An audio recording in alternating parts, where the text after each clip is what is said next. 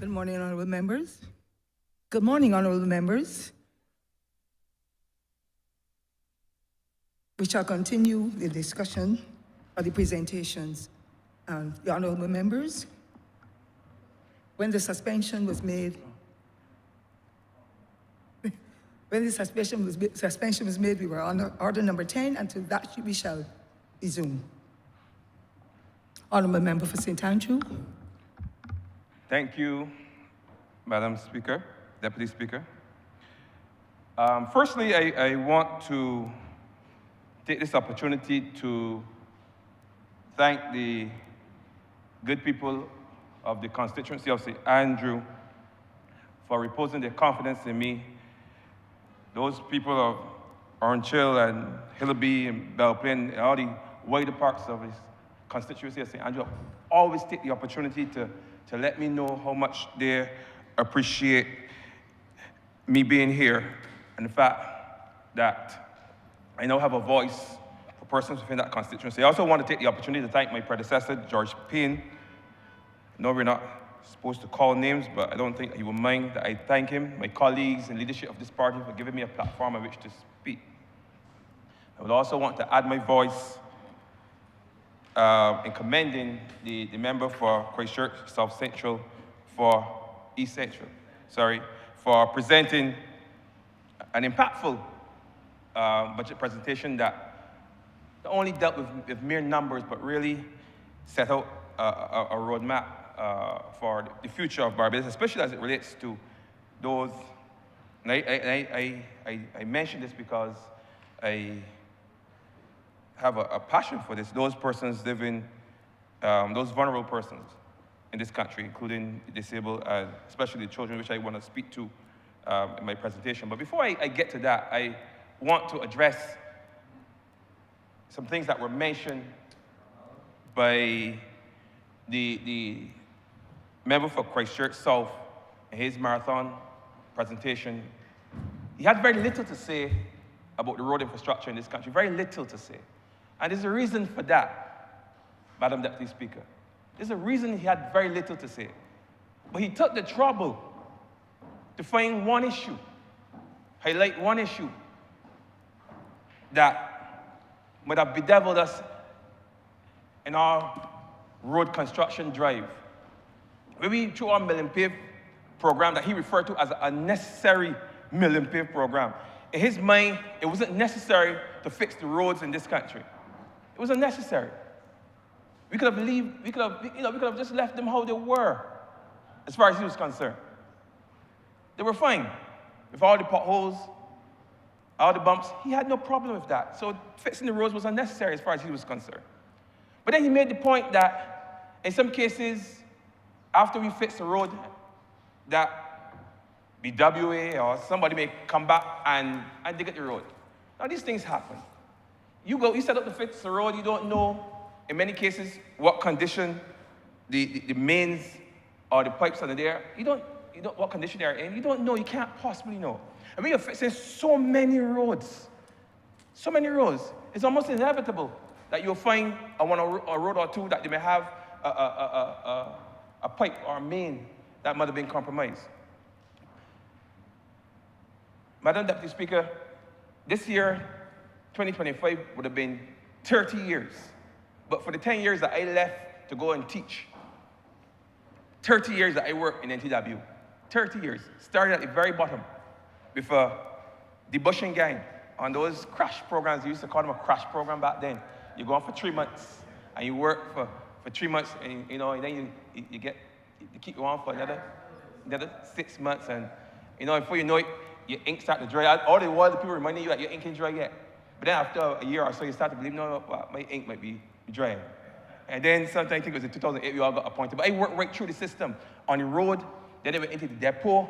Then from the depot, I went into buildings, then into the main ministry as an AO. And then from there, just at some point, came back as Parosette. And for periods in between there, was acting as minister. So I know that ministry right through. Came right through. So, and I can tell you, in all the 30 years that I've been there, I've never seen so many roads fixed in Barbados at any one time. Never seen it. Yet the member for Christchurch South will tell us that these roads were unnecessary. It was a knee-jerk reaction. Knee-jerk reaction? The people complain about potholes and they breaking off the wheels and so on. So no, it wasn't. It was a direct response to an issue that we were facing that came about as a direct response of a direct result of climate change. Because that's what it is. Our roads are no match to the changes that the climate is going through. It's just no match to climate change. We cannot keep up. We're always playing catch up. And in that instance, we try to catch up. And that was the issue for the member. And he said that roads are dug up. Sometimes even in construction, you may have a situation where a road may be fine. A main may be fine, a pipe may be fine, is what I meant to say. And you use the heavy equipment because you have to roll the road, you know. You don't just dig it up and just put it down with pack down with a shovel. You have to put a roller on there. And sometimes the vibrations from the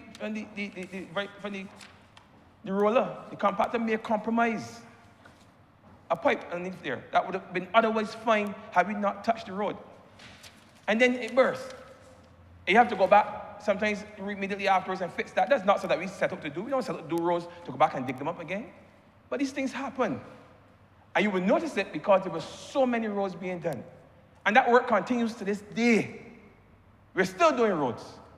Just as aggressively as we were doing last year, we are still continuing to do roads. And people notice the difference. In fact, at one point, last year, there was a time where people would leave their house. They would leave their homes, and they would go for a drive on Sundays just to see the new roads, just to experience the new roads. It was a thing. They came down to St. George. They came down into the country to St. Thomas, where we did some roads. They drove all about St. Michael. Wherever there were new roads, people would just go just to see the new roads. People are fascinated by new roads, you know. People like to see Barbara Green when it's black and brand new and smooth. There was an uptick in the more people wanting tennis courts, road tennis courts in their communities, because people for the first thing could get road tennis courts painted in their communities. Because they had nice, flat, smooth road on which to paint them on, and fellas were painting them, and people were playing. That's why you were seeing an uptick in road tennis, you know. There's a direct correlation between good road and road tennis. And wherever most communities, I can tell you, certainly in St. Andrew, wherever we get good road, we got a road tennis court painted. In fact, I have a road in King Street that we're working on that the road is not even finished yet. And the guys already put in the order for a road tennis court as soon as it's finished. So there's a direct correlation. So it's not just, and you know, when people have a sport or something to engage in, it keeps them out of idleness, out of trouble. So there's a direct correlation between that and some of the issues that we've been having in society, because you need good roads. So for the member to say that it was unnecessary, it was a knee-jerk reaction, I don't think that he travels around Barbados. I don't think he understands Barbadians' issues. But that's him. But I just want to say that we will continue to build roads, repair roads, whether he thinks it's unnecessary or not. We in NTW and this government, we will continue to build roads, repair roads, because that's what the people deserve. That's what people ask for, and that's what they deserve. Proper roads to drive on. So I just wanted to make that point, because it upset me that he would think that it was a knee-jerk reaction. It wasn't. And if you have to fix a road, no, because you know the infrastructure work is so complex that it's going to take another 4 or 5 years before you can even get into that road to fix that problem. And that road is taking 14,000 vehicles a day. You have to do that. You have to go and fix that road. You can't have people suffering and damaging their cars because you're waiting for the ideal time. There's never the ideal time to start a road. You have to go and make some repairs, and then that will hold you for a little while, and then you come back. Just like a house. So then you have a house and it has some damage. So then you have to go and take off a board and put on a board. Ideally, you like to fix the whole house, but you can't always fix the whole house. You have to fix part of the house. And then go on to when you find the money or find the resources, you fix the whole house. Same thing with roads. So you have to patch a hole, smooth up an area, make people comfortable for a time, and then we get the resources or the money, you come back and you fix the whole road. Simple. But he wouldn't know that, you see. Another thing he mentioned too that kind of bugged me, and I wondered, because he made mention of regathering. Regathering is going on right now in St. Thomas. And he told the people at home and abroad from right here in this place to boycott regathering. Don't attend any of the events. It's partisan. Now, I don't know if the honorable member is from if he's from Yemen. I don't know if he's from Djibouti. I don't know if he's from Papua New Guinea, Madam Deputy Speaker. But I don't believe that he's from Barbados. Because to tell people to boycott a national event, an event that brings Bajans at home, abroad, from all parts of the world, to tell them to come home, come on home, and engage in some of the things that they missed out on when they were living in Europe and then living in North America and South America and Africa, to come back home and enjoy those things, to be together. At a time when people are pulling away, we are asking our people to come together. And for you, as the member for Christchurch South, to stand out here and tell people to boycott it, don't come. It's the most unpatriotic thing I've ever heard. Cannot be a Barbados-loving Bajan. He's not. That's how he is. He don't like the people in Barbados. You mean, he don't like people in Oysters, he don't like people in Christchurch South. He doesn't like Bajans. It doesn't seem so to me. Because I would not, regardless of where I stood in this house, tell people to boycott a national event. I would not. And then he's telling them to come to Cropover, but don't go to the other events. So I have to assume that he's telling them to don't come to my events, because Cropover is in August, and Regathering St. Andrew is also in August. So he's telling them not to come to my events. I don't know why he did the member, but obviously he's telling them to boycott my events. Of course, he's telling them to boycott everybody's events, but he focused on mine. So I have to assume that he's telling people not to come down to St. Andrew to enjoy crab night, not to come down to St. Andrew to enjoy horseback riding and camping and hiking every weekend with the wellness explorers or the enlightened travelers. All these things that we do in St. Andrew every weekend, that we are inviting Barbadians to come down and enjoy. He's telling them not to come, to boycott it. Because I don't know if he thinks it's going to hurt me or hurt any one of you in here. It's not going to hurt us. Who's it hurting? When you tell people not to go to the event, who's it hurting? It's hurting the bars, the shopkeepers. It's hurting the artists, the taxi men, the DJs, event planners, the people who rent out the tents, the people who get a job cleaning up in front of the place because they're expecting people. Those are the small people in this country that make money from regathering events that he's telling them to boycott. Not me. Not any of you in here. So when he said boycott, that is these small people, these small man in the street, these man in the village that are trying to make $1. That's who he's telling to boycott. Boycott the small man. That's what it is. I suppose he ain't telling people to boycott Oysters. No, cares nothing about them. So if he believes that when he said to boycott regathering that he's hurting me, or he's hurting the member for St. Thomas, he's not. He's not.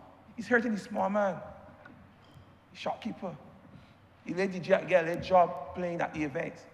Because if he would go to any events, you know there's always a DJ, there's always music. You know, he hurt the artists that trying to showcase his talent. That's what we do at these events. We showcase talent. We bring young DJs. People open up little place selling sauce. You know, in St. Lucia, he bought sauce. The member for St. Joseph was there. Everybody was there. These are the things you get to see parts of Barbados that you don't normally go to. I always wanted to go to Mount Gay. And I got to go free.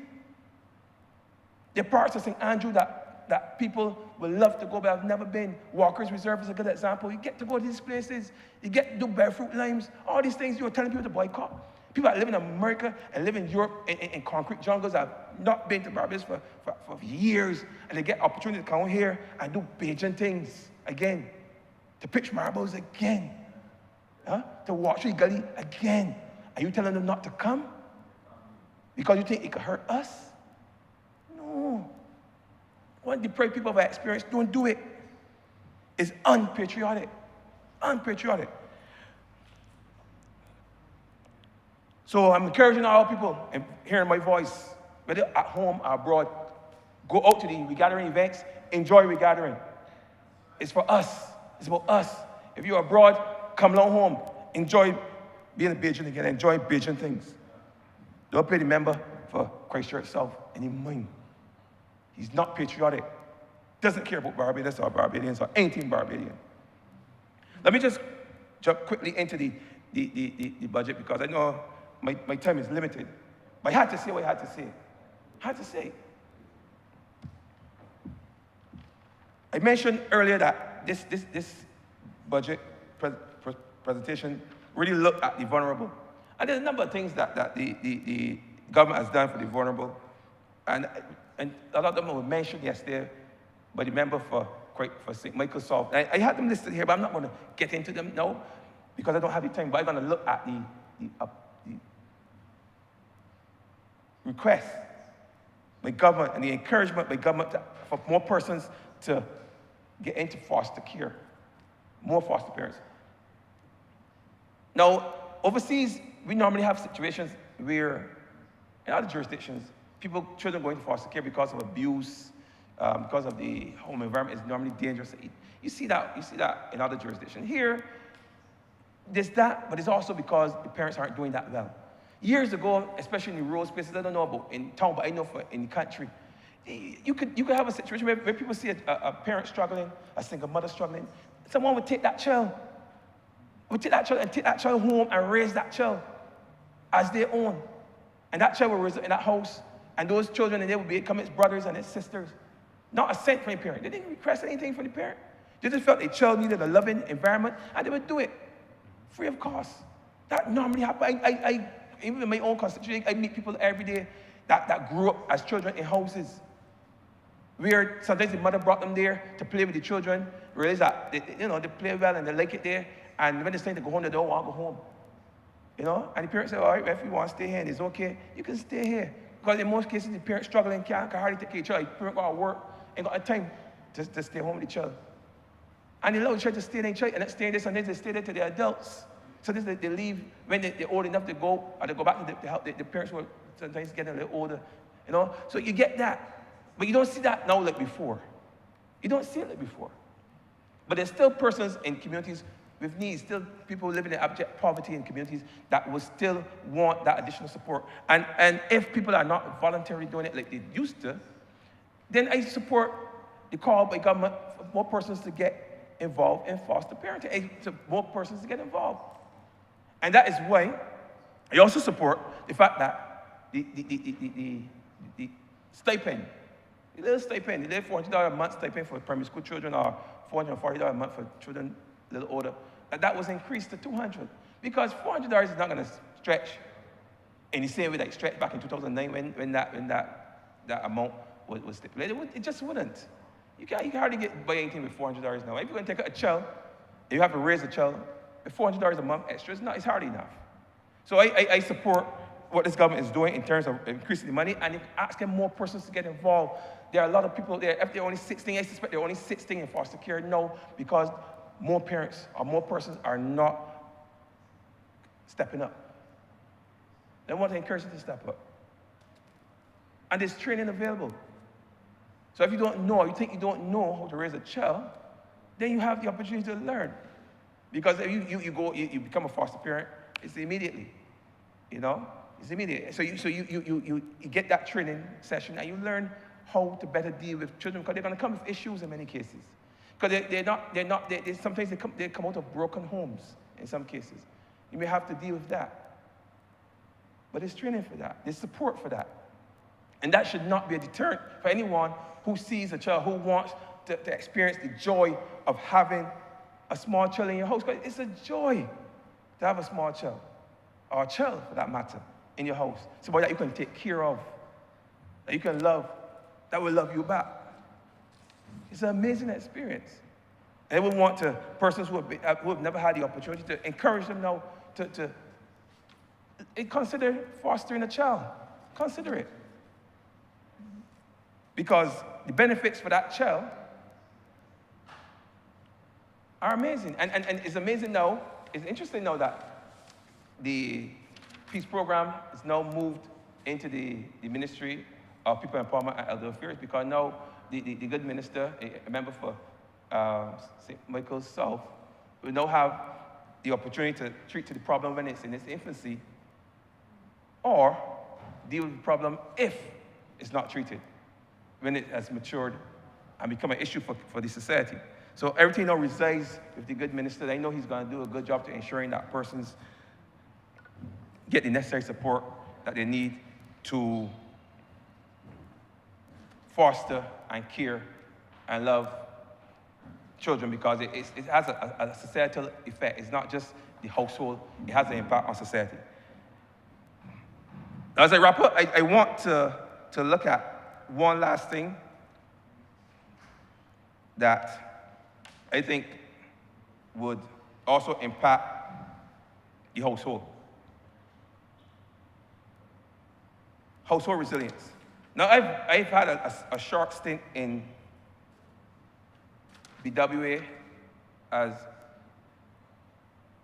the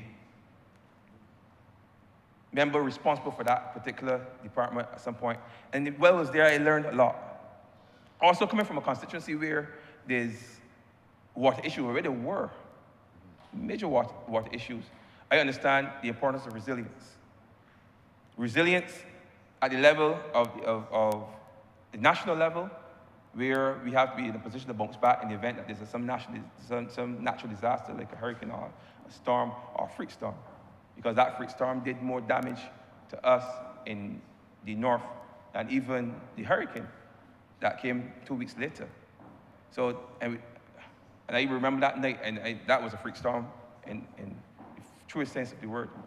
But these events, these natural events, and you see how they could disrupt communities in terms of water, and you need water. You can survive without internet, even though some younger people may think that they can't. But you need water. You need it. And at the national level, I know that the government would have gone into the areas that were most water scarce, depressed areas, and they would have installed a number of tanks and pumps, infrastructure, so that persons would be able to get water after the passage of any of these systems and the pipes were off. But what we realized that even because we are threatened by climate change, because we are, according to the United Nations, at ground zero, we are seriously impacted by climate change. Even before a natural disaster, the extended drought periods, the increased heat, it all has a deleterious effect on our water supply. And that's why we're encouraging persons at the household level to build up their own resilience by installing these systems. And it works, sometimes the pipe goes off in the community, some people don't even know the pipe off. And you can get at least 5 days of water out of depending on the size of the household, out of a 450-gallon tank.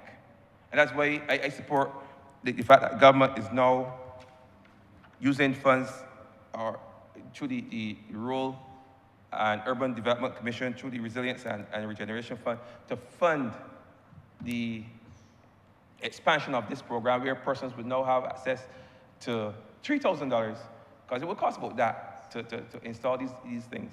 $3,000 to build out their own resilience at the household level, where they would get a tank, they would get the pump, which are the two major components.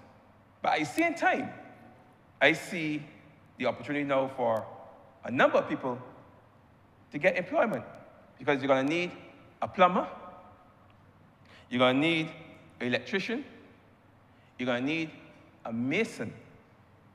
Those three. You're going to need a laborer. But these are the things that you're going to need as this program builds up. $5 million that's being provided to help persons and households who would need this type of resilience. It's going to create employment right across the board. It's not just going to be plumbers. The masons have to come and build the base. After the plumber has done the installation of the pipe, then the electrician has to come and connect it to your house, to your electricity system. So there's going to be employment right across the board as a result of this program. So I can see the benefits, not only for the household, because they're going to get the benefit of having access to fresh drinking water, but you're going to see a lot of spin-off in terms of employment being created by people. I hope to see 1 or 2 plumbing companies and plumbing firms pick up, because I think this program will continue and people make money in that sense. Now, I'm going to wrap up here only because I'm cognizant of the time.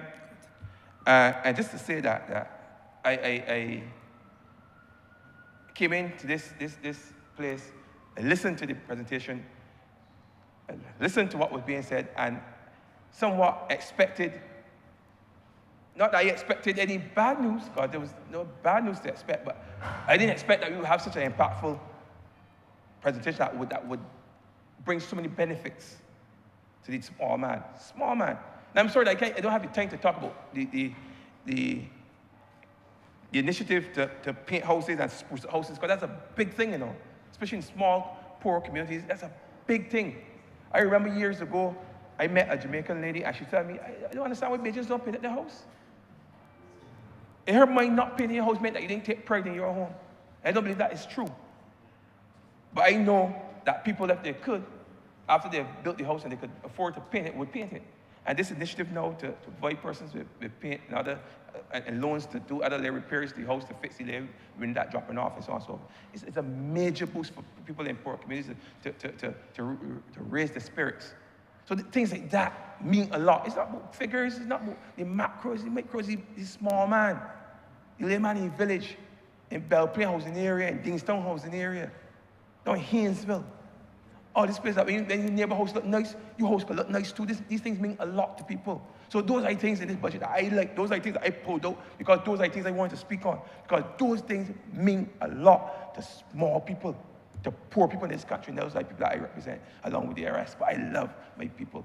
And I want to say I commend this budget. It's been a good budget. And Madam Deputy Speaker. Thank you, Honourable Member. Honourable Member for St. John. Thank you, Madam Deputy Speaker. First, I want to say that I rise with gratitude to all of those persons within the constituency of St. John. And I'm hoping by the end of my presentation to show how this budget will benefit and impact on the constituency of St. John. After witnessing Forrest Gump 2.0, I felt it necessary to respond to some of the things that I heard coming from him. At this point, Madam Deputy Speaker, I want to take this opportunity as well to offer my deepest sympathy to Jack Bavell's family, who passed this week. I know that he was instrumental in sports at a big level in terms of football and basketball, because I remember coaching baseliners for him in the late 90s at some point in time. So I want to offer my sympathy to his family. Madam Deputy Speaker, the opposition leader asks about KPIs, key performance indicators coming from my ministry in relation to what he said were good initiatives, but he wanted KPIs. And I will share some of them with him this morning. But one of the things that he would have said when I was in the well was that government don't form clubs. And I want to share with him that for this financial year, 22 clubs were started under my ministry. Mr. Speaker, I want to say thank you in this place to members of the Ministry of Youth, Sports, and Community Empowerment for their commitment to furthering and advancing the lives of the young people who are our target population. And as minister, as every single minister in here, you always want more from your team. But I'm satisfied that during this financial year, that they would have produced at a level that I can stand here proud and share some of the KPIs that the Honourable Leader of the Opposition requested. And if I look at some of the things that came out of the Youth Entrepreneurship Scheme, and I will start there. The creation of 22 new businesses under that particular program.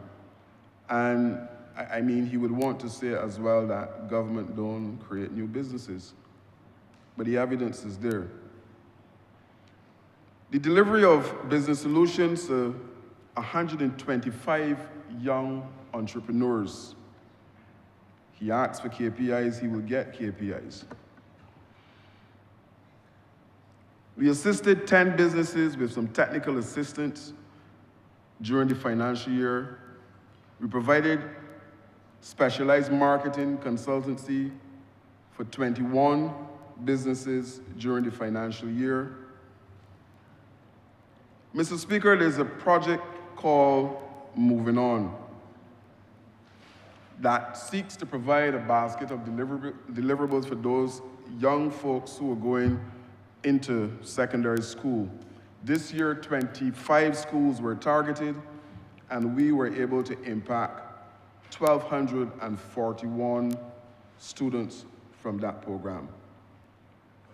One of the things that I want to say at this point in time, Ms. Deputy Speaker, Madam Deputy Speaker, is that the honorable member forgot that I was working at the Ministry of Youth, Sports and Community Empowerment for the 10 years that the Democratic Labour Party was ruling the roost, so to speak. And I'm going to say here this morning that in those 10 years, there were 3 national projects that came from the Democratic Labour Party. One, the David Thompson Community Football Program. 2, road tennis at Silver Hill. And 3, there was a national catering program. Sorry, I don't want to mislead the House. There was a national catering program that was attached, or they attached the summer camps to it. Those are the 3 programs that came under the Democratic Labour Party. It is interesting that I was at Laugh It Off on Saturday, and just like how we have the televisions, they ran a clip, and the leader of the opposition should go, because one of the clips, he said every single thing in Barbados can be attributed to 3 letters, DLP, at Laugh It Off. And this was on a platform for the Barbados Labour Party. Madam Speaker, he said that one of his big rants was the fact that we are putting up mini stadia, and he should really Google what mini stadia is, because it's clearly not what he would have identified. But I am not sure when is the last time he passed through Dover, because from my memory, and I got confirmation to make sure that my memory was correct, Dover is fenced. But I have never heard him agitating to remove the fence at Dover. But that is in his constituency, but I'm not sure if he's aware of that. So I stand corrected as far as that is concerned. I'm not sure if he's aware. KPIs. Our cultural training program, 358 young individuals across this island were impacted by our cultural program that seek to do training at community level for those persons who are involved in the process. Madam Deputy Speaker, 33 community projects were implemented this year under the Youth Development Program by the officers that were there. The Community Sports Program, I'm not sure, again, who's advising the honorable member, but his information in relation to sports is so flawed. At community level, our Community Sports Program, 668 individuals are registered to participate in that particular program for this financial year. I move further. Our Employabilities Program, 776 all told were involved or impacted by that initiative from the ministry.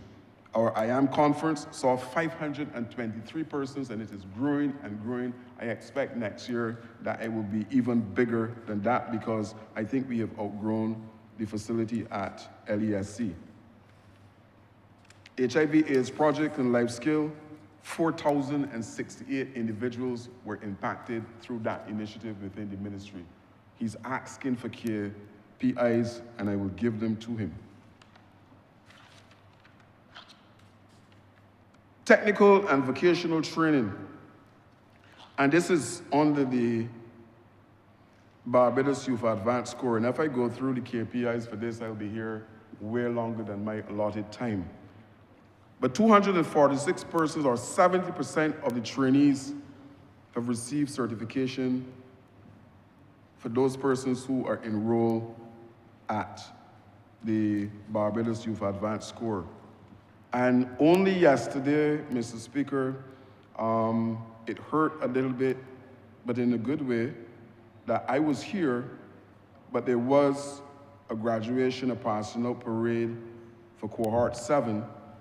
132 youngsters completed the program, 75 males and 57 females. My KPIs continue because I think the public should know what is happening within the Ministry of Youth, Sports and Community Empowerment. And I believe that we need to promote a little more in terms of what is happening. The SAT programs, this is a program that provides an opportunity for those student athletes who are going to the US to study, to source that particular training free of cost. And we have had 63 students complete that particular program at this point in time.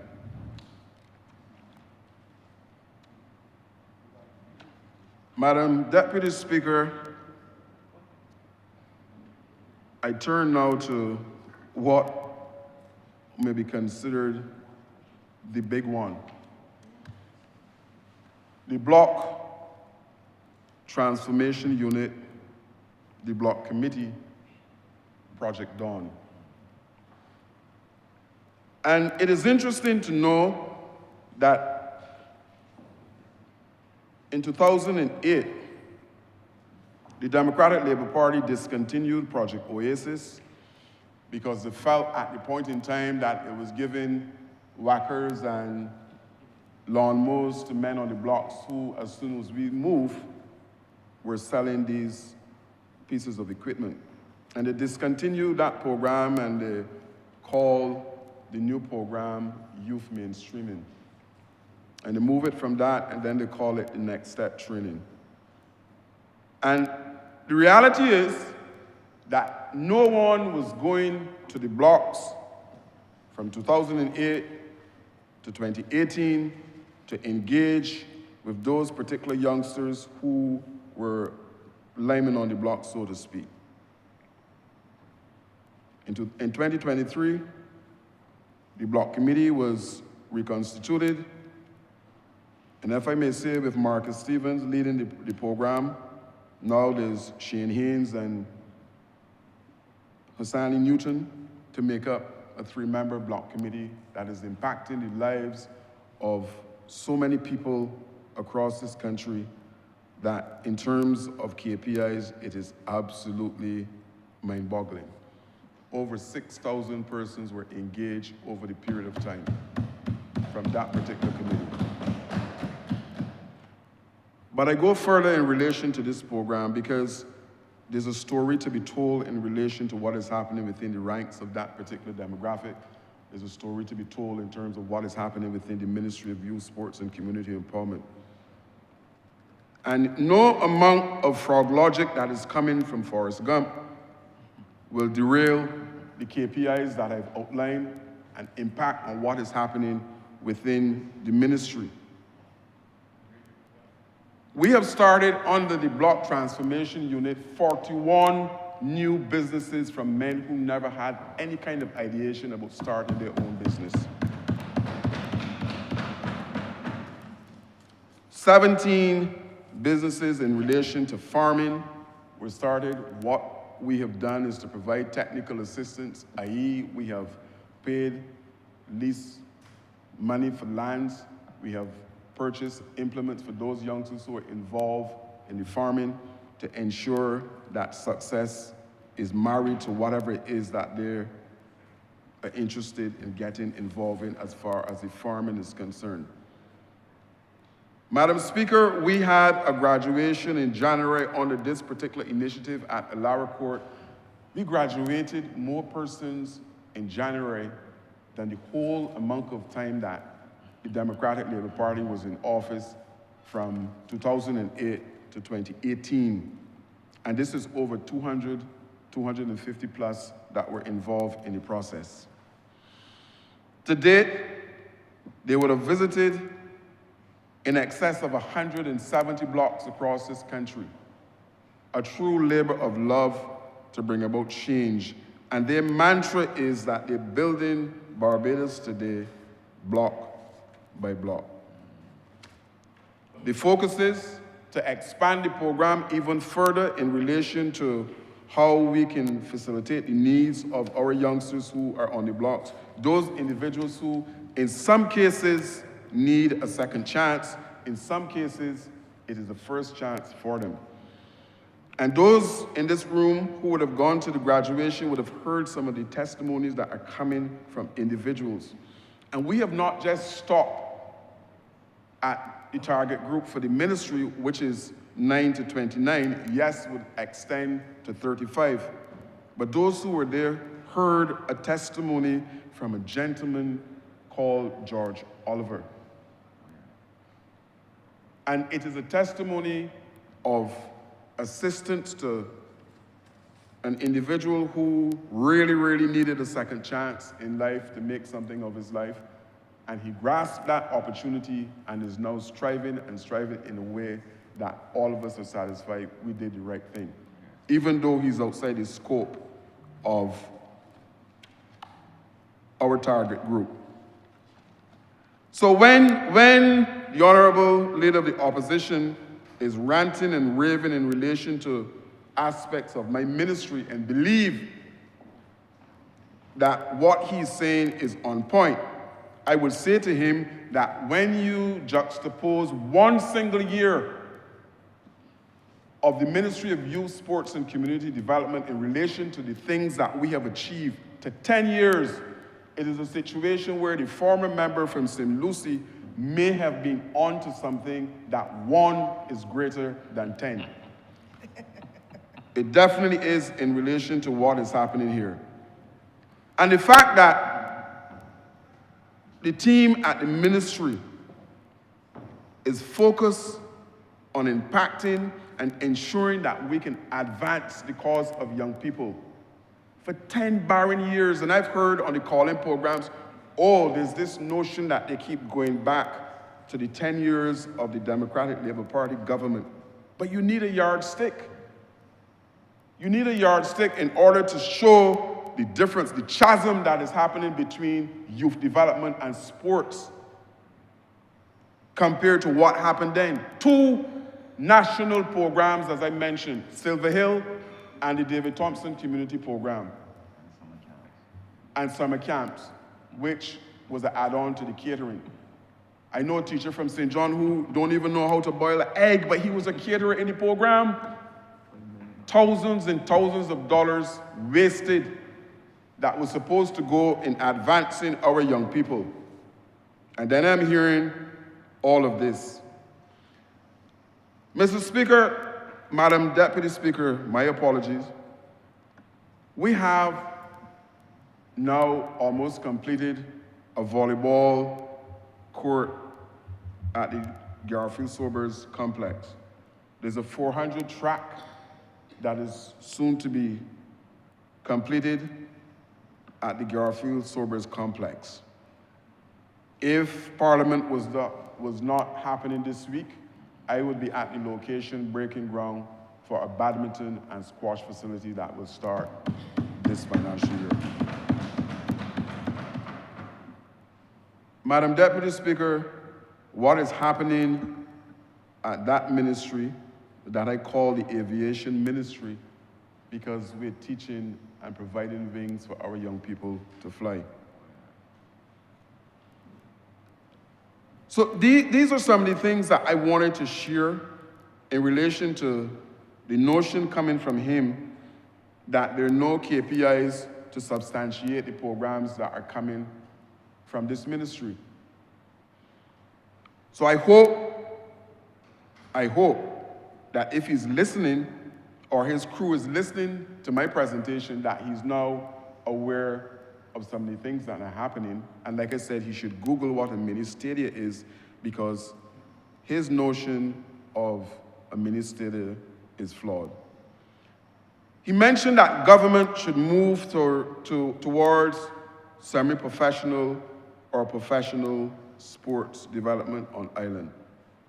And again, Madam Deputy Speaker, his whole thought process is flawed. He said that a Democratic Labour Party government will start academies with a focus on developing professional sports. And I am not sure if in this world or the next, how that is possible.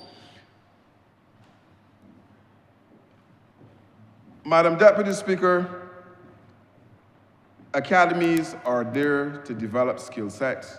They're not there to do professional sports. The Prime Minister's Cup was successful because the volume of people who were playing football on island.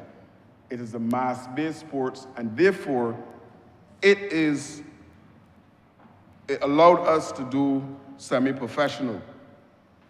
But I want to go, before I close, Madam Deputy Speaker, to the budget and how it will impact my constituency. The heading for the editorial in the Monday's Nation said the budget must better lives. That was the subheading for the editorial. And I want to share now, before I sit, how this budget will impact the lives of individuals within the constituency of St. John. Madam Deputy Speaker, when I offered myself to be the rep for St. John, one of the first things that I realized was that Pool Woods was a jungle, full of grass, full of shrubs.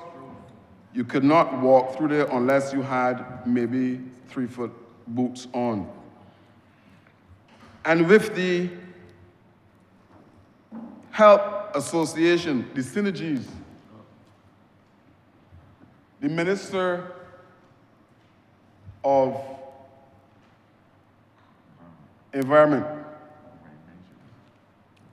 indicated that it was possible to convert that particular location to a national park under the Clean and Green initiative that he would have triggered in his ministry. And I'm thankful, and the people of St. John are thankful, because the budget indicated that that particular area will be deemed a national park in the same breath as Botanical Garden and other areas. And I'm grateful.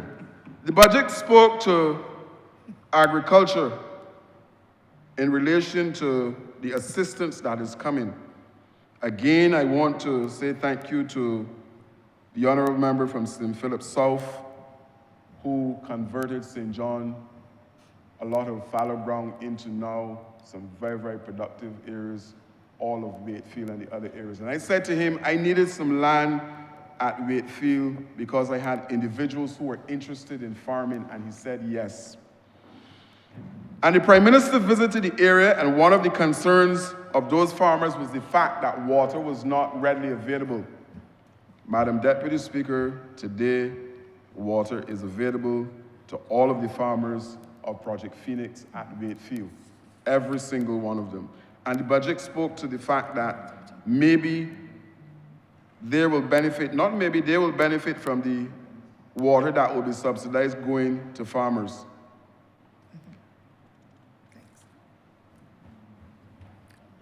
Honourable Member, just make your final comment, please. Yes, ma'am. Thank you. The money that will be provided for low-income households to spruce up will benefit St. John.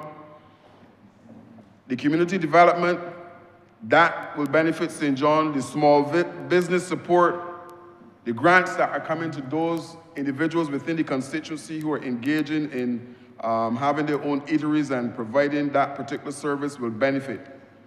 So, Madam Deputy Speaker, as I take my seat, I want to say that this budget is indeed bettering lives within the constituency of St. John. And as long as I'm in the chair at the Ministry of Youth, my young people will continue to rise.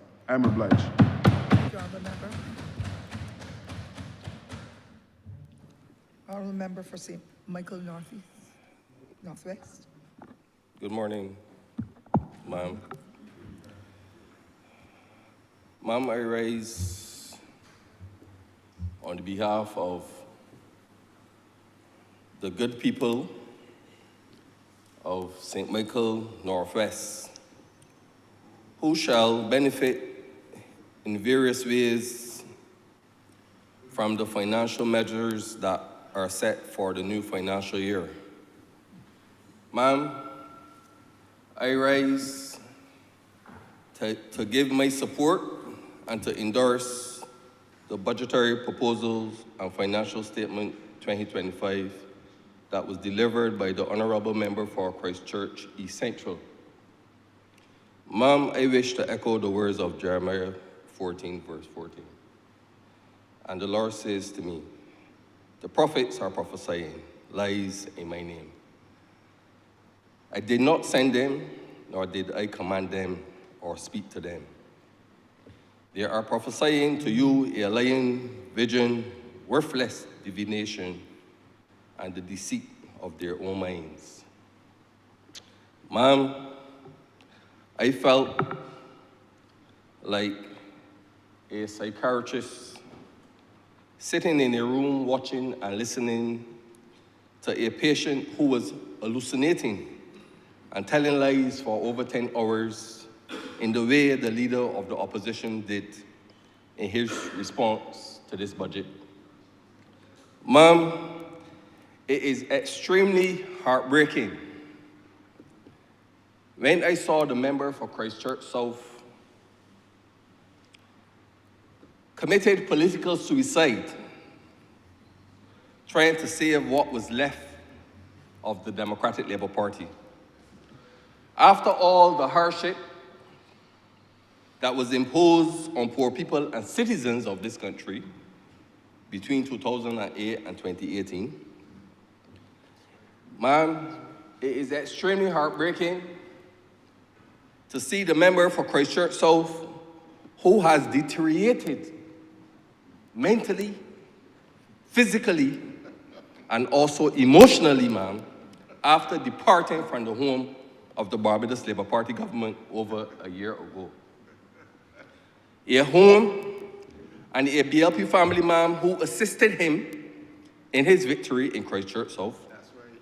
And now he wants to act powerful foolish towards his government. The same way the BLP family embraced him and gave him that support and that nod after losing 2 general elections under the same Democratic Labour Party that he ran back to, ma'am. That's right. Correct. Ma'am, it is more heartbreaking to see the member for Christchurch South who continues to show the signs of a false prophet, who thinks that he can convince the poor people of this country that he is the Messiah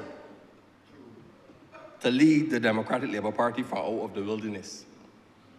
Ma'am, how can the people of Barbados trust the leader of the opposition, ma'am? After the former president and general secretary, out of their goodwill, accepted him back into the bosom of the Democratic Labour Party. And the first thing that the Honourable Member for Christchurch South did was to betray the president and general secretary of that party. If he can betray members of his own political party, can you imagine what he would do to the poor people of this country? If he can betray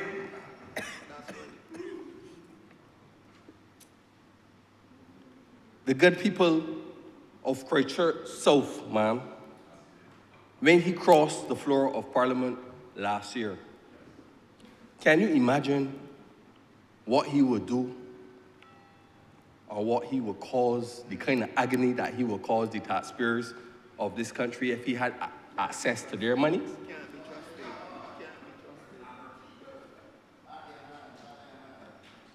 Ma'am,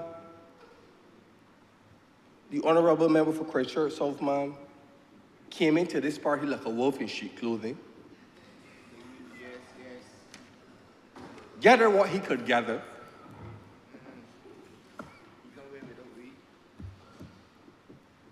And then depart and feel that, that he is God's gift.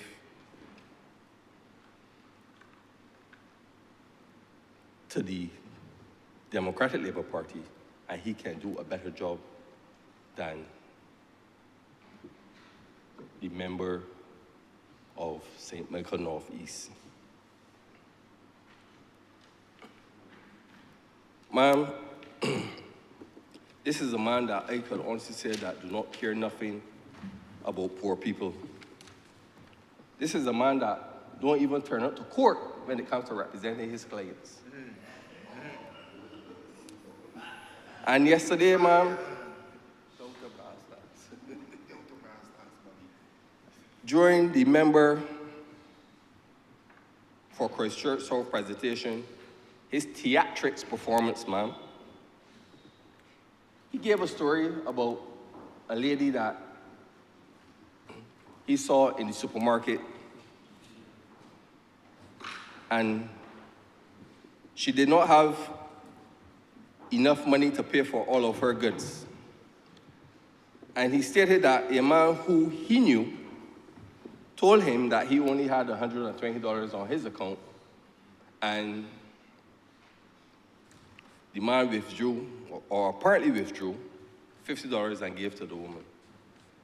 But the hurtful thing about it, ma'am, is that if the honorable member for Christchurch South had said that he himself assisted the lady during a time of need, at least that would show the kind of heart that he has towards poor people.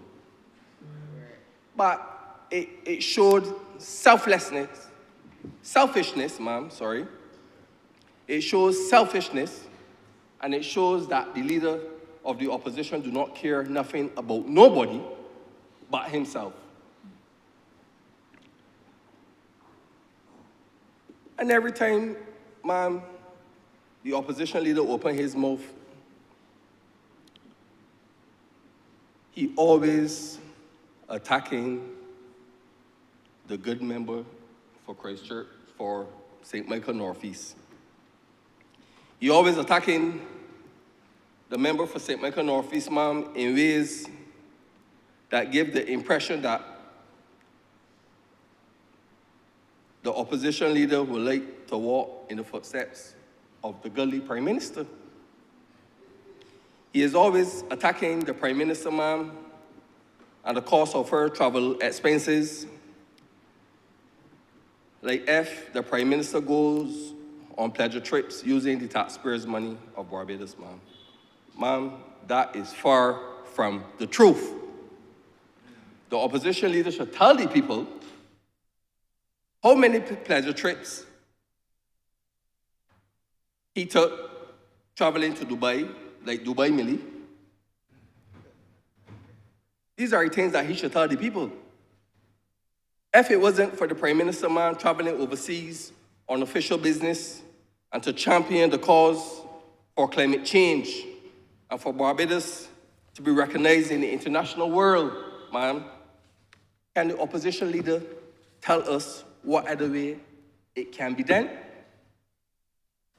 If it wasn't for the Prime Minister, ma'am, traveling overseas to build relationships between Barbados and countries like South Africa and other countries across the world, ma'am, when it comes to business and trade, can the opposition leader tell us what other way it can be done?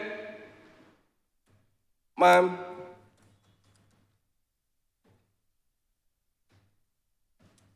One of the things that also hurts me most, ma'am, is the fact that every time he opens his mouth, he sounds like a state record, repeating the same thing over and over and over and over and over again. He attacked the Prime Minister about the creation of regathering.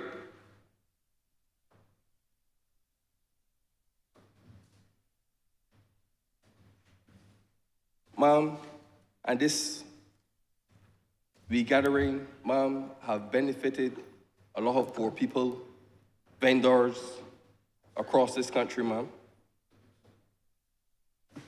And he don't talk about the colleague that he have in this camp that does keep more events and garden parties. Who the man there know? He's called the Burger Boy. He's called him. What's his name? Burger Boy? Yeah? Yeah? Keep more events in his camp, ma'am. More events and parties and garden parties than the Barbados Labour Party ever did. He don't talk about them things.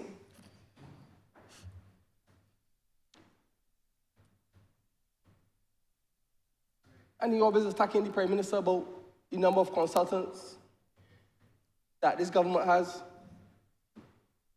But if it wasn't for the consultants to put together the regathering, if it wasn't for the consultants to put together the Prime Minister Football Cup, I would like to know from the member of Christchurch South what suggestions he has and what other way the Prime Minister will be able to get the work done if she don't employ consultants to help do the work. These are the things that I would like the member for Christchurch South to tell the people of Barbados, man. And they can't see the signs, man. I can't see the signs. And, you know, he behave in a way like he would like to be the clone of the Honourable member for St. Michael Northeast. And if you want to be Prime Minister clone, you just need to walk like her, talk like her. You could grow his hair like her. Or he could join the LGBTQ community and he could dress like her and wear scarves around his neck like her, if you want to be the clone of the Prime Minister. And they don't understand.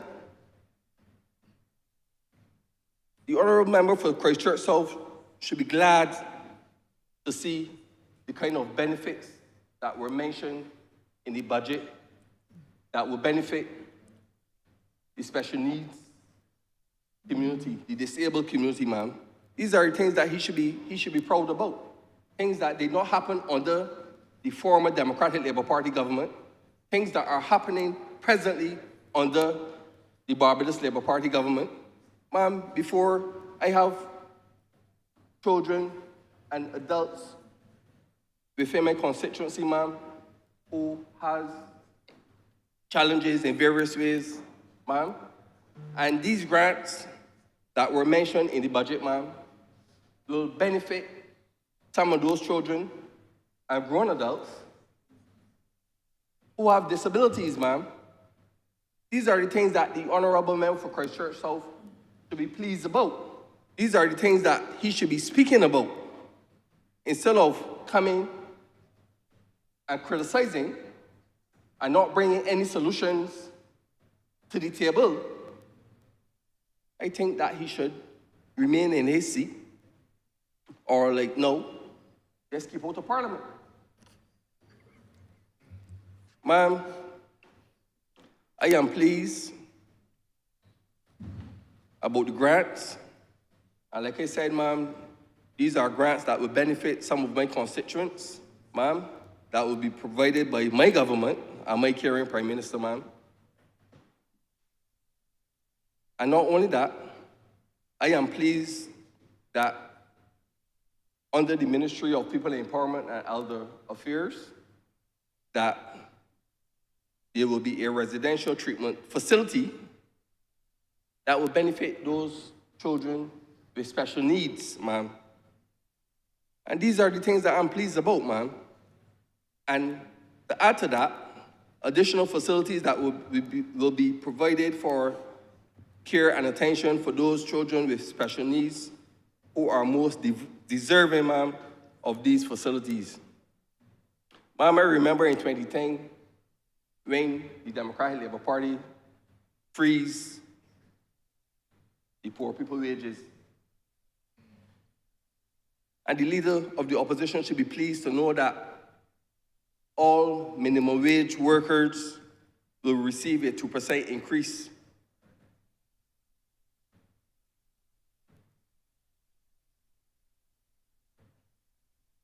And this is an increase, ma'am, that I know will help make a difference in the lives of those workers. And he will want to attack this government and want to make the public thinks that this government does not care nothing about poor people, ma'am. And the evidence is here, ma'am. The evidence is here, right? Ma'am, I also want to take this opportunity to express my gratitude and thanks to the chairman, the director, and the staff of the Urban Development Commission for all of the new houses that were built for the poor people within my constituency, ma'am, who I proudly represent. And the reason that I need to express my gratitude publicly, ma'am, is because I know under the Democratic Labour Party that a lot of people were suffering in terms of living conditions, and people who continue to live before we came into office in substandard conditions now under the Barbados Labour Party have benefited, ma'am, through the Urban Development Commission in having new homes.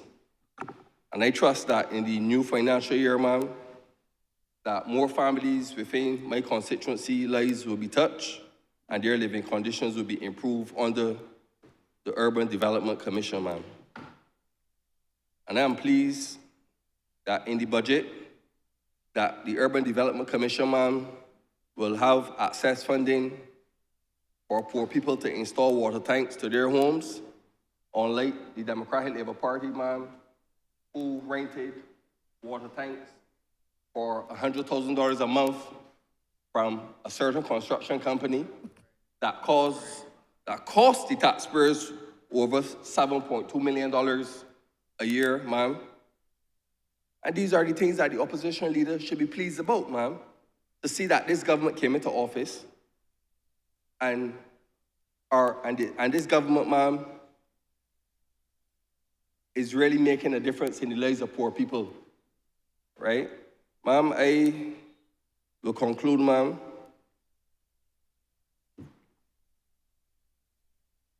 And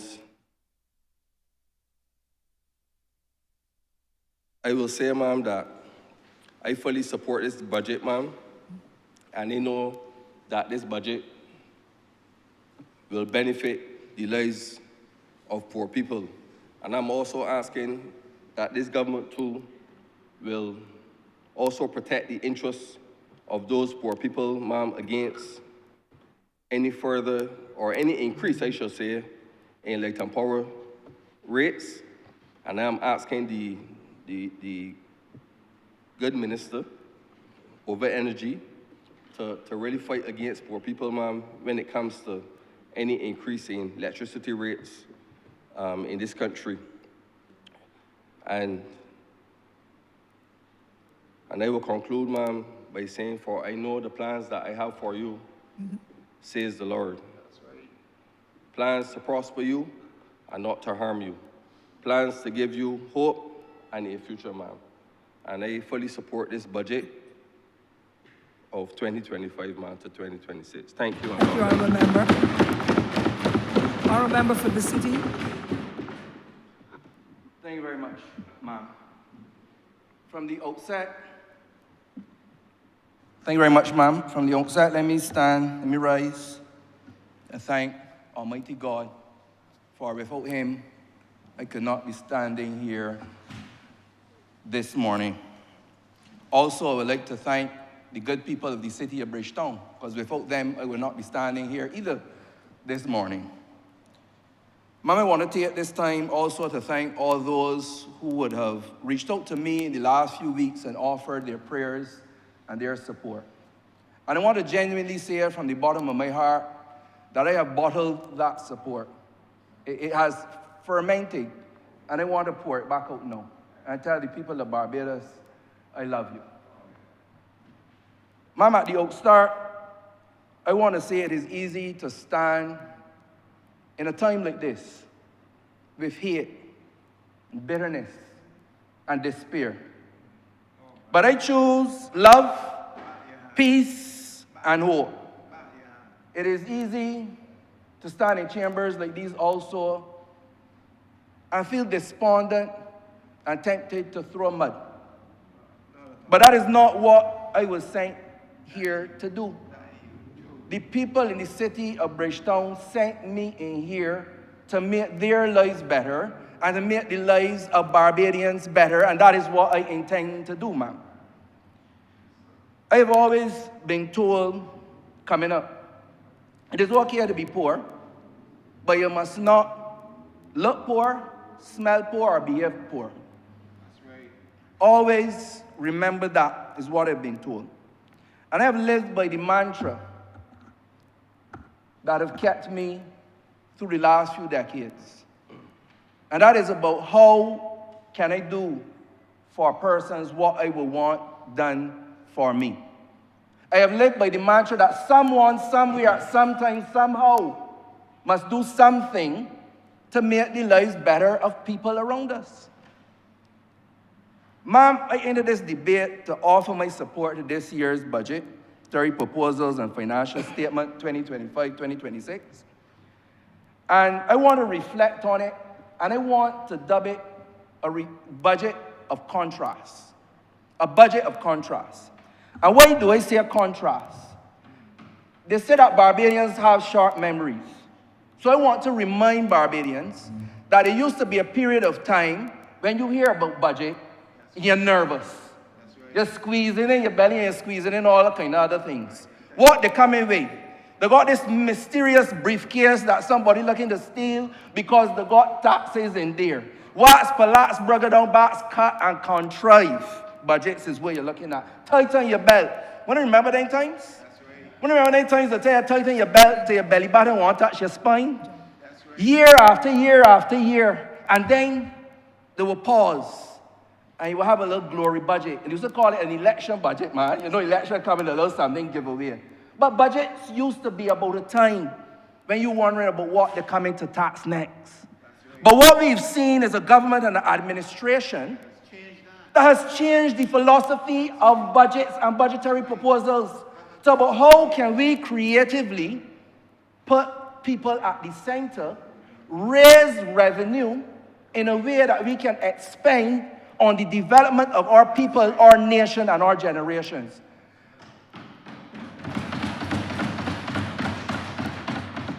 Ma'am, a few years ago, someone asked me, what is the difference between a politician and a statesman? And I said I didn't know, because I didn't know.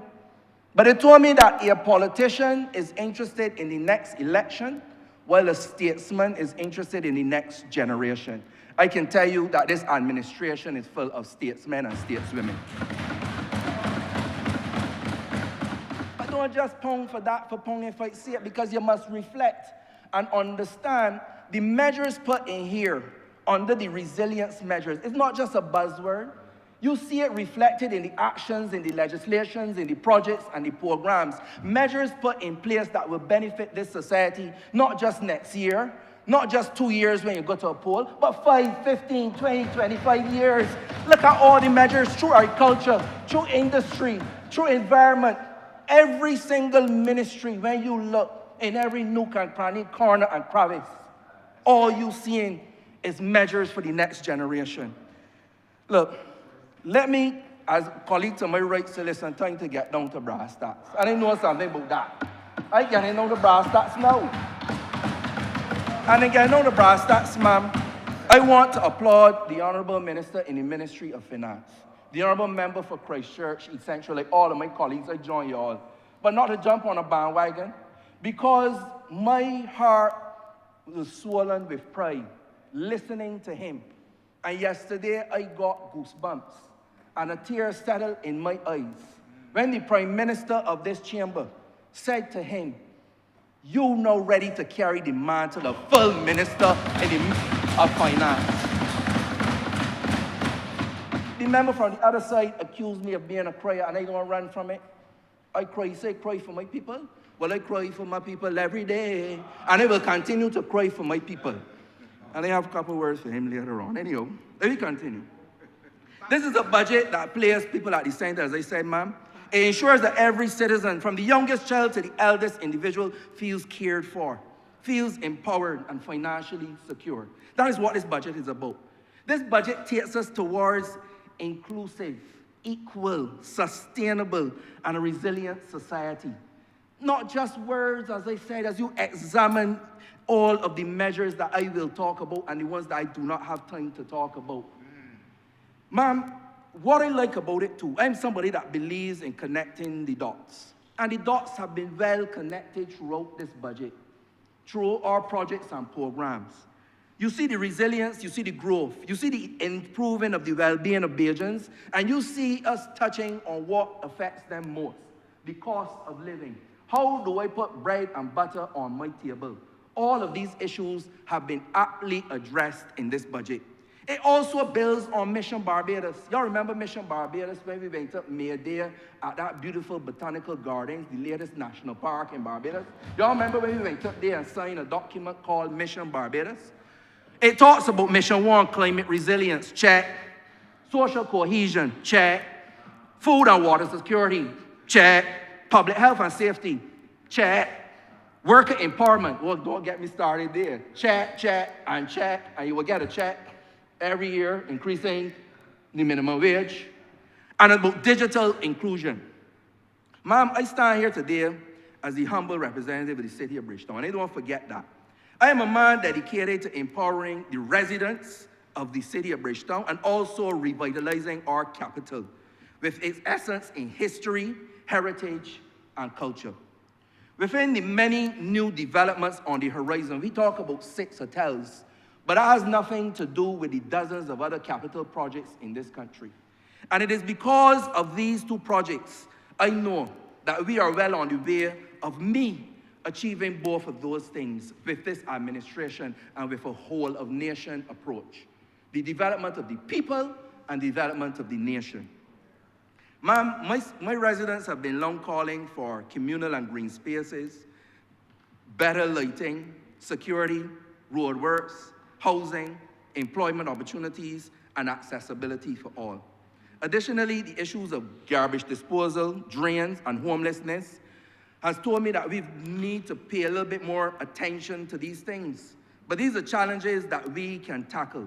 Not only as a government, though, we tackle it together as a society. And that is where I commend my team in the office, my team in the branch, for coming together with a project called Magic Brush. And it reflects very much about that community cleanup project. I'm not going to say the member from Essential, Christchurch, Essential, steal my idea. I wouldn't do that in here, ma'am. I wouldn't accuse the gully gentleman. But I am glad because not only that constituency, but this entire country needs to be cleaned up. There's a certain sense of pride that you carry with having around you kept in a particular way. So people may see these things as soft issues, but these things have deep psychological effect on how we grow and how we develop as human beings. Ma'am, I want to commend the commencement of the key capital works projects, the Pierhead project and Hayat Ziva. And the way I want to do so is because these projects, I can say, I am confident when I say, particularly the Pierhead project. I've had the pleasure of being able to meet with the developers on that project. And I can say what intrigues me with those meetings is their demonstration of ethical, moral, and historical values in terms of the construction and in keeping the historical and heritage components, let me put it that way, of that project, to the part where they've gone beyond backward to store a lot of the equipment, to store a lot of the material, to ensure that the heritage is maintained, and our UNESCO stamp is maintained. And I want to commend them for that.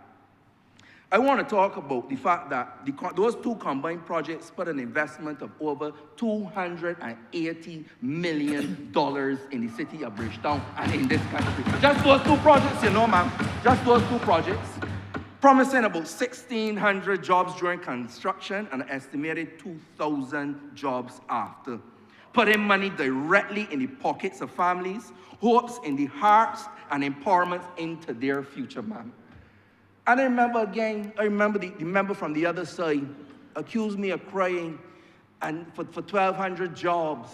I called them disciples because they want to give jobs to poor people in this country. But as I said, I will continue to cry for my people. I cry for my people every day. And I will continue to cry for them until this government, and as I work with this government, because what we have been doing is drying those tears to ensure their development. Ma'am, this government's commitment to resilience is also evidenced in the Resilience and Regeneration Fund. And because my time is short, I want to advise all Barbadians, and particularly my residents. I have an app called CityLinks, spelled with a Z. Go and download it. I can put the information there, because I can't go through all now. I have a channel. If you have my channel, reach out to me. Reach out to me, everything else, reach out to me, get on the channel. Go on IG, Corey A. Lane, L-A-N-E. I put the information there. So because everybody don't got time to listen, ma'am, but you could go back there, the information is there. But there's certain things I want to highlight in my short time that I want you all to pay attention to that I think will directly benefit you and the constituency. But ma'am, I want to touch on this Resilience Fund, and I really want to thank the government for coming up with the Resilience and Reintegration Unit. My constituency have benefited tremendously from that unit. Because ma'am, do we want to sit in here, shut our eyes, and imagine for the businesses and individuals of this society, more catastrophes like Hurricane Beryl, Hurricane Elsa, another volcanic ash fallout. How about another COVID-19? Anybody want another one of those? Or what about my May 5th multi-street fire that affected Wellington Street, Cormier Street, Oxley Street, Cypress Street? 21 houses in the area, 19 damage, 1 insured. And that resilience unit have been able to take us through those perilous times. So when you see the investment in these things, it is not just talk, it is not just words, it is actions, and it makes the difference between people having a shelter over their heads, clothes on their backs, and being able to maneuver to suit. Mama, move along. I want the members to look at the Resilience Fund and how it moves the threshold for persons within households and individuals being able to access the grants. I want them to go on and look at the water resilience and how they can access water tanks, so that when the water out, you don't have to call your MP in a panic. You can flick a switch and let the pump start to do some work. I put information there, the agriculture measures, the climate resilience, vertical farming in particular, I wanted to spend some time on. But as time gallop along, I have to gallop along too, ma'am. So that when there are no more turns in this presentation, that I would have delivered to the public what I really wanted to deliver to the public. I wanted to pay attention to the water rates. Now, people feel that city people don't farm, but I have some farmers up by the Honourable member in St. Lucie, and they have already called and expressed glee at this moving from 180 a cubic meter to $1 the cubic meter, $1. So the fee is very good about that. So there are lots of things there that I want us to pay attention to and take full advantage of. I've been working with the Sanitation Service Authority and the Bridgetown Task Force with the Barbados Association dealing with commerce and the private sector and so on. And we've submitted a draft for cabinet paper, been submitted for consideration, because I don't know if honorable members know, that paper is not just a constituency paper. I see that as a national paper, because if you didn't know before, I can tell you 44% of the solid waste generated in this country is generated in the city of Bridgetown. 44%. So we've already met with them to see how we can get smaller vehicles for narrow streets, compactors, secure the disposal facilities, and so on. And we're hoping that the Ministry of Environment, under my friend, the Minister of Environment, can look at that paper and we can bring it to some fruition. Mama, don't have to be shy about it. I've already written to the Speaker. I've gotten permission to call a few names. And I really want to take this opportunity to thank Miss Sabrina Carbing from the Reed Street Depot, Mr. Nichols from the Sanitation Service Authority, and Mr. Neville Greenwich from BTI, the city manager. 3 people pivotal in ensuring that we can manage the solid waste of the country. I can move on to drainage. We are working on that. I can move on to housing. And I want to thank the honorable member for St. George South. I don't know what time he gets to sleep, but people don't understand how hard-working minister he is. We've already been able to benefit from Solaris and Arlene Court in White Park Road. And on behalf of the members of the city of Bridgetown, I want to say thank you, honorable member. Thank you, thank you, thank you. We have a lot more work to do. Last year, this time, by statistics in the office showed we had about 418 requests. They're now telling me it's 457. So the rate of increase has slowed down, but the number is still big. So we've gone a long way, but we have a mighty long way to go. Now, as I speed along, I really want to close on this, ma'am. I see I have about 4 minutes here. I can time myself. Ma'am, I can't take my seat without just saying these few words on this matter of national import. I stand here, honorable members, profoundly disappointed in a senior member of this parliament, the member from the other side, who I would like to ask him, why, at the end of the day, this government has put effort into crime prevention, the National Crime Prevention Program and the National Peace Program. And I believe the program has been trying to be effective and been active. Why is it so unjustly vilified? Can nothing good come from Nazareth, Chapman Lane, Black Rock, or the Point? Well, many may expect me to quote W.E. Du Bois, a great sociologist, historian, Pan-Africanist, and civil rights activist. I prefer to quote Kristen Cole acting, played by Michel Du Bois, in the British sitcom 1982 to 1992, Allo, Allo. I would like the leader of the opposition to listen carefully, because I will say this only once.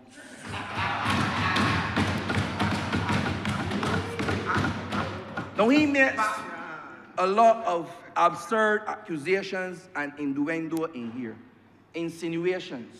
And because he may hear silence, and he may not be able to defend everything because of national security, he may believe that the silence is consent, that the silence is agreement. But we are a responsible government, and we cannot respond to him in the way we would like to respond. But I like to say to him that let his heart not be troubled. What is his solution? What is his alternatives? He leads a party that ripped away Project Oasis from this country, take away university education, and come in here and criticize a government that seeks to lift up these same people out of their sin, but let he without sin. Thank you very much. We've had some workable solutions, and not mine alone. Could the collective brain power of people like Sir Roy Marshall, Sir David Simmons with the Green Paper on crime, Professor Corin Bailey, criminologist Kurt Allen, Cheryl Willoughby, and Kim Ramsey, senior lecturer Alana Griffith, and most importantly, the people that took part in all the consultations over the years. That is where that program came from. I want the honorable member to know that and understand that. I want the people to understand why crime is important. And I'm sorry that my time ran out because I have a lot more to say on that, but another time will come. So let me just say what I believe is the important part, and that is that I am happy that the program was able to use the Chicago Pride model in 2023, and we've been able to see the progress, and people could go and check the progress for themselves. I would like to say as far back as the 1990s, I have said that the late 1990s, the youth parliament, I said spending money up front saves your money on the back end. In other words, right, at the time they show us statistics, every dollar spent on prevention meant that you didn't have to spend $10 in exclusive reactive policing and incarceration. And I underline exclusive. Because the member would like you to feel that we trying out lock and liquor. Lock and liquor still in there. What we are saying is not only lock and liquor. That we can't just crime fight, we gotta crime prevent. I didn't want the member, I wonder if it's misinformation or disinformation. Misinformation is when you misunderstand something. Disinformation is when you purposely distort. But I have to close, ma'am. I know before you tell me take my seat. And what is fortuitous, I must say this. I was shocked when the Honourable Prime Minister said that she engaged the Honourable Member on the education. Because I engaged the Honourable Member on crime. I said to him, the member before that you want to kick out, I was able to share with him some of the information so that when you criticize based on facts. So instead of a meeting with a crime thing, and I would check in with my authorities and see if we could share the information. And week after week, we say, yeah. So I don't understand.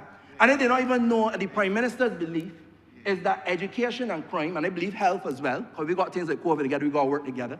And the Prime Minister ain't just saying so, because my first official event with the Prime Minister was I, as featured speaker, will live up with her, a bipartisan move with the late Honourable David Thompson, where they came together and said we're working together on HIV.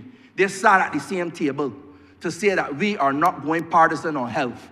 And I believe that health, education, crime should not be a political matter. Ma'am, I can close with these words, because I see you pulling your mic close. So I can close on these matters. I leave you with these words. I am peace, but when I speak, they are for war. Psalms 127. Peace I leave with you, my peace I give to you. Let not your heart be troubled, neither let it be afraid. John 14:27. Blessed are the peacemakers, they will be called the children of God. Matthew 15. Ma'am, in closing, I want to say to the Honourable Member for St. Michael South that I pass the baton now to him, and he has my full support. The baton is a little dirty, but both of us come up with parents that are best friends, we're best friends, working as conductress.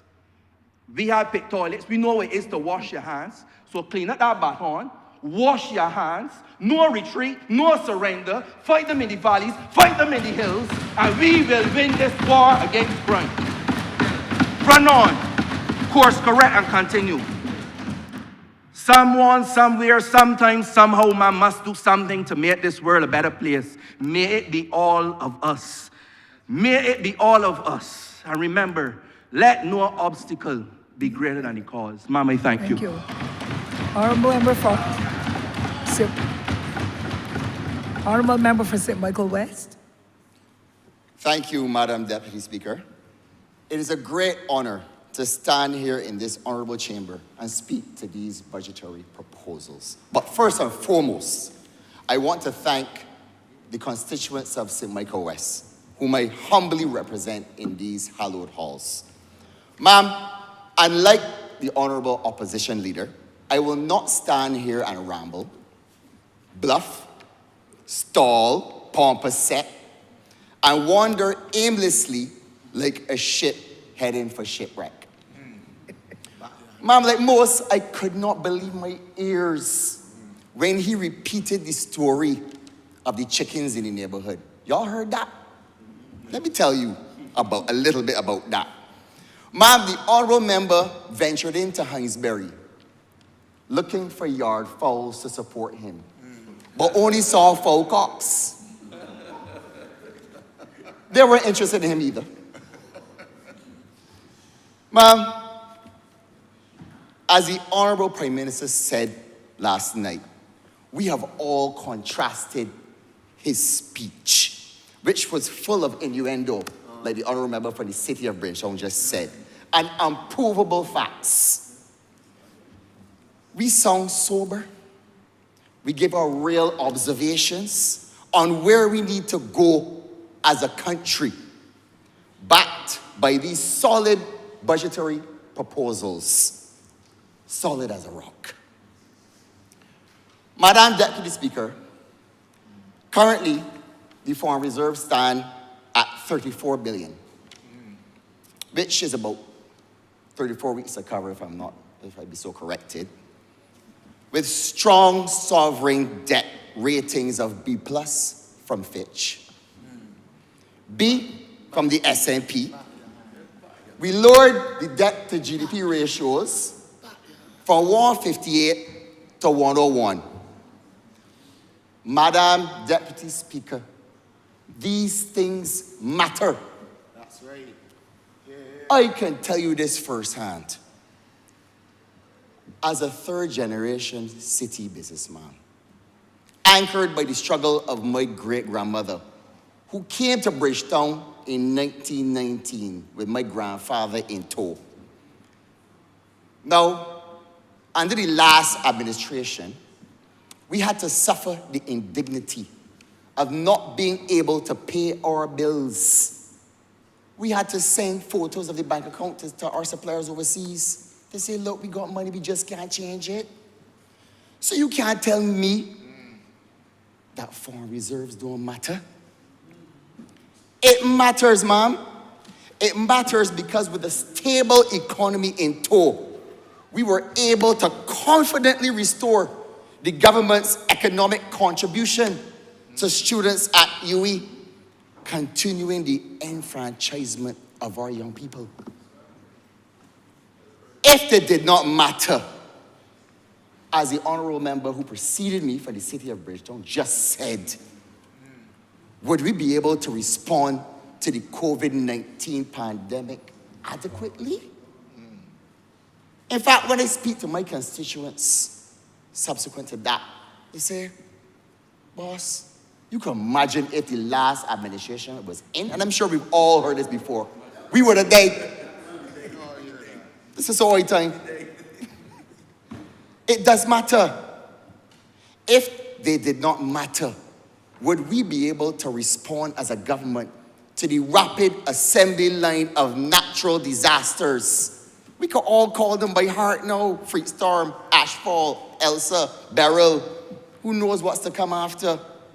We were able to adequately respond to thousands of homeowners and businesses with recovery. If it did not matter, how could we execute the groundbreaking and innovative debt for nature swap, allowing us the fiscal space to pay for the construction of the South Coast sewage plant? Let us not forget the sewage in the streets under the watch of the boys in the band. If it did not matter, would we have been able to offer salary increases to the public sector? We heard the commitment by the honourable member from Christchurch East Central to the Republic of Barbados to lower economic bracket workers, to increase the minimum wage by 2% annually, to put the framework in with review, cognizant of the increasing cost of living. Ma'am? Ma'am, it is the height of cognitive dissonance, intellectual dishonesty to say that foreign reserves don't matter, that we got too much. You would tell the average man on the street that he got too much money in bank account, that don't save for a rainy day. How could you say that? And to hear from an esteemed gentleman who had the responsibility of heading one of the most important, or the most important financial institution in this country previously said that we have too much reserves. Well, members, I am sure that if that gentleman had the foreign reserves that we had, he would have his feet on the table, smoking a cigar, drinking some brandy, celebrating. Madam Deputy Speaker, it's all right to say that the economic indicators are fine, and our stewardship has been good there. But what we need to do as a government is make sure that these tremendous gains translate to the economic well-being of the citizens of this country. Hence, the emphasis in the estimates on investments in the skills economy. This is something that I fully endorse. As a former wireless engineer, I subscribe 100% to the inclusion of new skills in technology into the curriculum, both in the vocational and non-vocational institutions. Skills in AI, cybersecurity, coding, and I would include things like social media marketing. We all are aware of the young people who are given tremendous contributions to large corporations in this country by increasing their bottom lines, by taking over their social media accounts and marketing. We need more companies to trust in these young people, invest in them. Let us break the mold by investing in tenure and mixing some young talent, some youthful potential, Madam Speaker. Government can equally be in the forefront by utilizing more young people in these emerging skills in our own ministries and agencies. Madam Deputy Speaker, we have already started by employing a lot of young people to digitize our national slave records. And with their acquired skills, we have seconded them to also digitize other agencies. Just imagine if we can employ young people with skills in cybersecurity to do the same in our agencies. Madam Deputy Speaker, we heard in the budgetary proposal about the 6 hotels, 6 large major hotels. The Honourable Member from the City of Bridgetown alluded to them, and the tremendous boon it will have to the economy. So we also need to make sure that the skills economy includes the old school skills as well. Plumbers, carpenters, masons. We do not want our young people to miss the opportunity to be taken along in this economic boom. Madam Deputy Speaker, I am pleased to be here and to comment on these budgetary proposals to say that we are investing in our families. This is important in the crime fight as well. Crime prevention and alleviation is rooting in the strengthening of the family, ma'am, as you would know. So I'm therefore pleased to hear of the increase in the maternity leave for 2 weeks from 12 to 14 weeks, and also the introduction of statutory paternity leave for men. This is groundbreaking, ma'am. And on a personal note, my mother has been afflicted with multiple sclerosis. I also have a sister with autism. Therefore, I commend the investment and implementation in last year's budget, as said by the Honourable Prime Minister last night, in the special needs grant, and also the inclusion of these afflictions. And in this year's budget, the inclusion of additional vulnerable people who are blind, deaf, and mute. Ma'am, this is the government that also passed the Rights of Persons with Disabilities Bill and the Child Protection Bill. This government cares about our vulnerable population, ma'am. Madam Deputy Speaker, in regard to our national wellness, I support the inclusion of more healthy commodities in the basket of goods. The scourge of non-communicable diseases in this country needs to be wrestled to the ground. We need as many weapons in our arsenal as possible. Against this backdrop, we therefore need to secure more healthy agricultural products from CARICOM, CARIFORUM, South America, and all our other trading partners. And this is against the backdrop of tremendous uncertainty provided by the current trade war. Madam Deputy Speaker, I'm cognizant of my time. And in closing, I stand here proud to be associated with this budget, ma'am. I'm beyond proud of the honorable member from Christchurch East Central. At our days at the University of Waterford, he was known to us simply as Shabba. In cadets and in 4 Form and 5C. Ma'am, I stand here equally proud of this government, proud of this party, proud of the focus to bolster the opportunities of vendors, the commitment to small business through persons through legislation such as the Vendors Bill.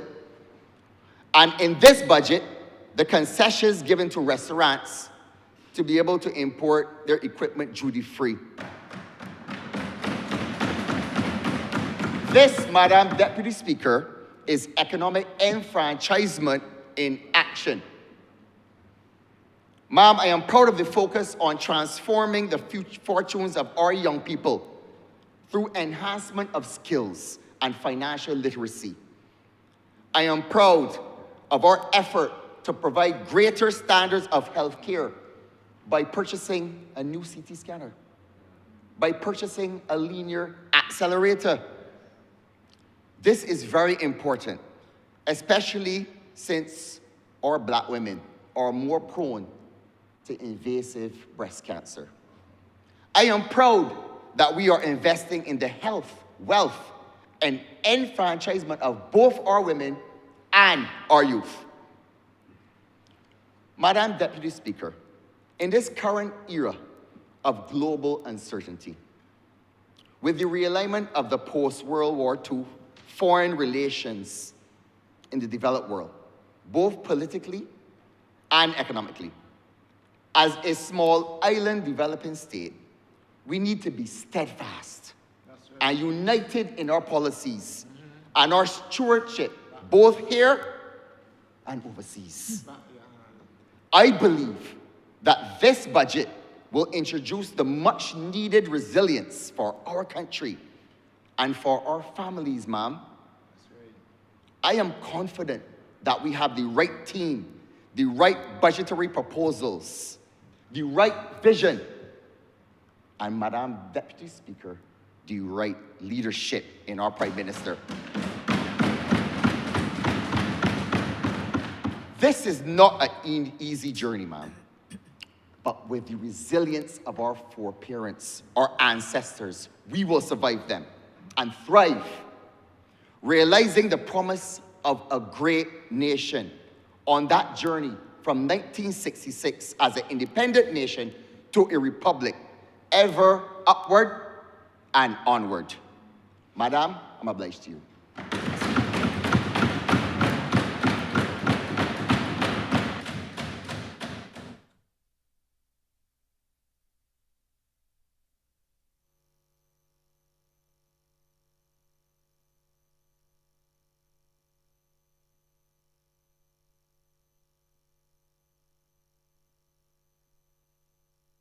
Okay.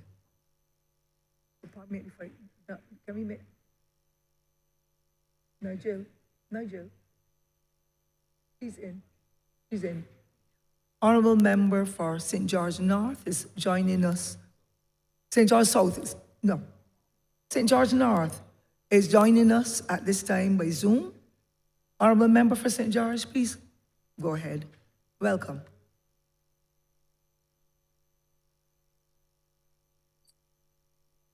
Thank you, Madam Deputy Speaker.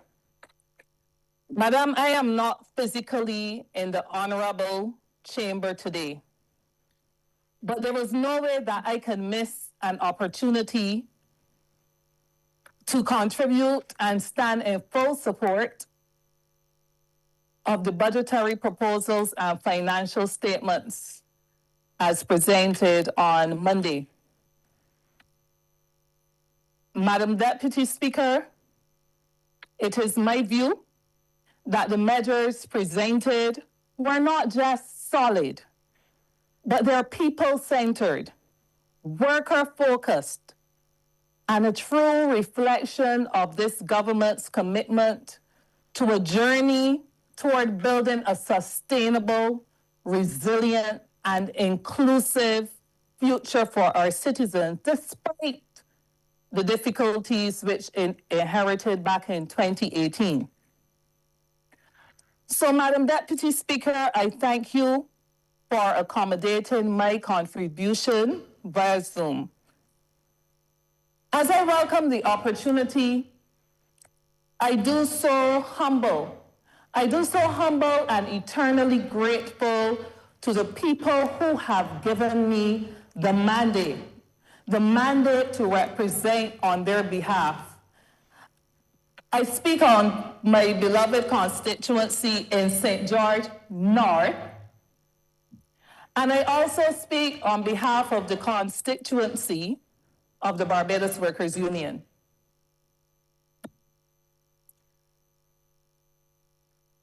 In both cases, Madam Deputy Speaker, working people and their families in very decisive manner gave me the mandate to pursue their interests, and I accepted. I have not, and I will not depart from what the people mandated to me. But Madam Deputy Speaker, I crave your indulgence because you see, I am fairly simple when it comes to the English language. I am no Shakespearean. My English is normal English from sources like Brain Quote on Google. So, Madam Deputy Speaker, on Tuesday, I was in a time zone where I am now, 5 hours ahead, struggling to stay awake through the first part of what would turn out to be 10 hours of a rambling and exhausting presentation. To be honest, Madam, the presentation gave me more jet lag than the hours that I took to fly from Barbados to Geneva. Madam Deputy Speaker, as I struggled to stay awake though, I came across a quote from Brainy Quote attributed to Jerome Cady, which says, "It is a wise man who knows where courage ends and stupidity begins." That quote struck me because what we were all witnessing at the time was a presentation so committed to opposing for the sake of opposition that it ended up being void of substance and failing in what should have been the objective of showing people a better way. Madam Deputy Speaker, in keeping faith with my mandates, I don't have to fancy myself as an external critic whose role simply is to oppose. I accepted the invitation to offer myself to represent in this Parliament because I didn't only want to see change, but I wanted to be an active part of the change that I wanted to see. That did not render me powerless, as some may still say. But I wish to suggest, Madam Deputy Speaker, that it placed me in a better position to stay true to the mission that I accepted as a young girl entering the Barbados Workers Union back in 2004, a mission to improve the well-being not of some, but of all Barbadians.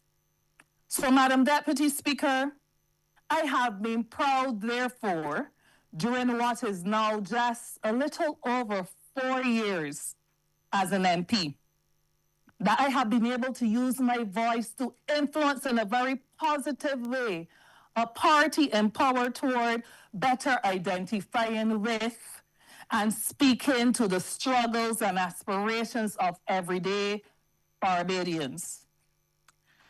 And Madam Deputy Speaker, I am not infallible. This party in government is not infallible. And even when we still drop the ball, as a team, we're able to pick it back up, decide how we are going to course correct, and we keep moving forward. That is important. Madam Deputy Speaker, So I'm glad.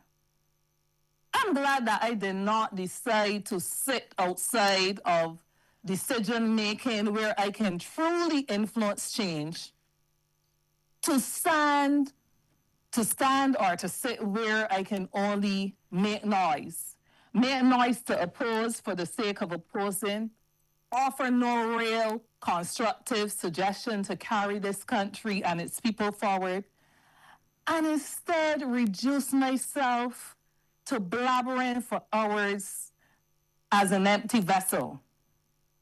Permit me, therefore, Madam Deputy Speaker, to say through you to the constituents of St. George North and to the constituents of the Barbados Workers Union and to a predecessor General Secretary who encouraged me to accept the responsibility of serving in Parliament. Permit me to say thank you and to express with absolute clarity to those mentioned and to the rest of Barbados that I have no regrets. On Monday, as the budgetary measures were announced, I was reminded of exactly why I made the decision that I did. I had been reminded several occasions before, but yet again I was reminded. And even although, Madam Deputy Speaker, sometimes it gets rough, I was able to remember why I must not jump ship and why I must continue to do the will of those who sent me. Now, Madam Deputy Speaker, I'm sure that, like me, you have been hearing some whispers, some calling this an election budget. Perhaps that is because our history has been one that where there has not been significant increases to the tax burden, it appears to be synonymous with election around the corner. But the same was felt last year, if we remember. Following last year's budget, some people were saying, "We'll probably soon come in with the election, yeah." So speculators at some point really though should start to realize that this government is focused. This government is focused on winning, yes, but winning for people and pursuing the objectives of Mission Barbados. Winning an election will come, and we know how to do that. Not once, but twice in very emphatic and outstanding manner. Madam Deputy Speaker, it is my view that the measures presented recognize that Barbados is built on the backs of working people who often have to wake up before the sun rises and who are returning home after, sometimes long after it sets. That it is workers who power this economy, Madam Deputy Speaker, who serve in our hotels, who teach our children, who ensure that there's water flow, who ensure that there is electricity coming to our homes, who ensure that they keep this country moving forward. They keep our streets safe. When I think about the police and the defense force. Yet for too long, Madam Deputy Speaker, for too long, workers have been asked to carry the brunt of economic adjustment. That is why, for me, this budget, building on the budget last year, is a very useful one and a very timely one, marking progress in many important areas. Let's start with the hotel workers. Mr. Speaker, Madam Deputy Speaker, sorry. Barbados prides itself on being a tourism powerhouse. Our beaches, our warmth, our culture, all of it draws visitors from around the world. But when we communicate with these visitors and ask them what they love about Barbados most, what makes Barbados special to them,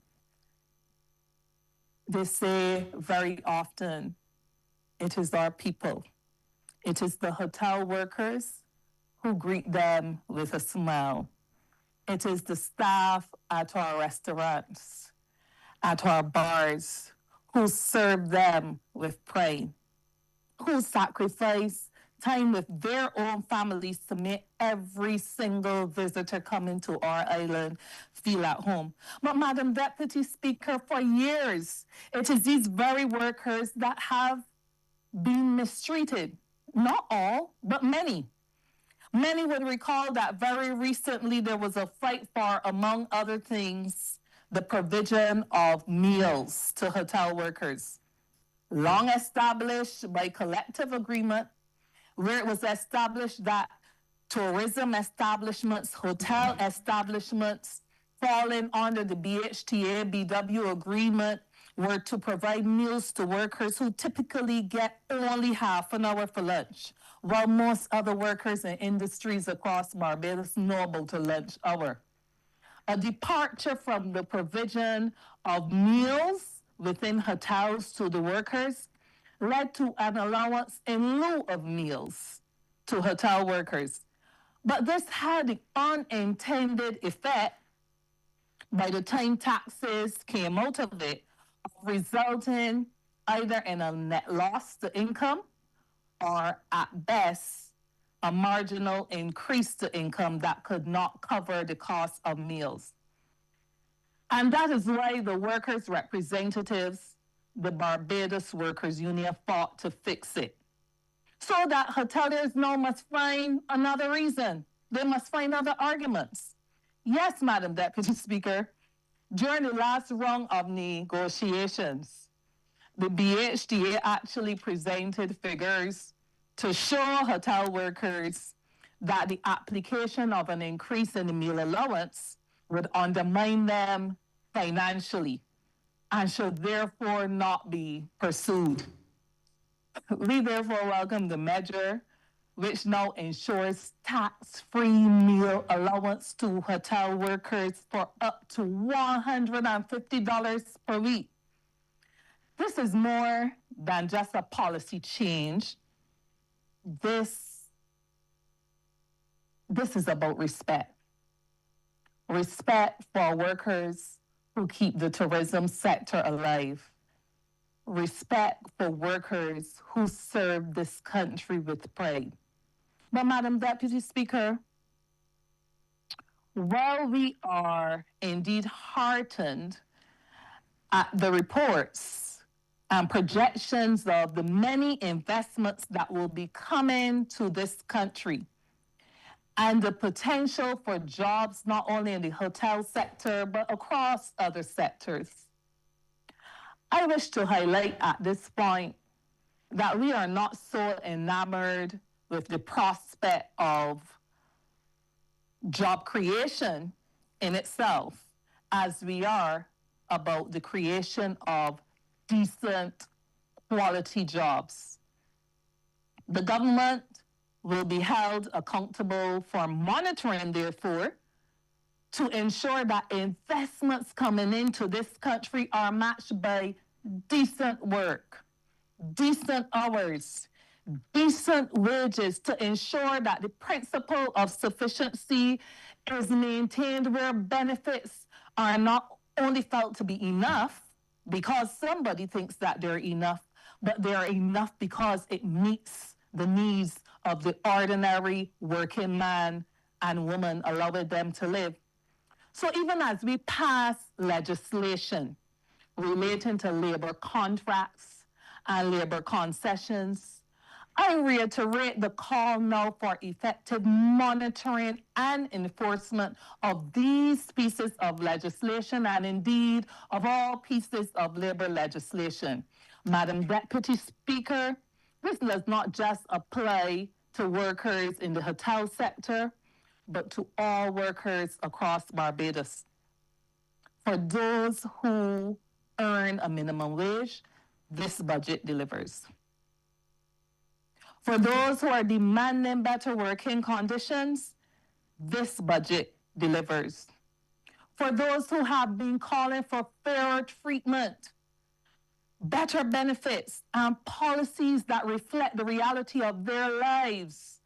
Madam Deputy Speaker, this budget delivers because a worker's dignity should never be left up for negotiation. This budget reaffirms the commitment of this government to protecting the dignity of workers and the dignity of people.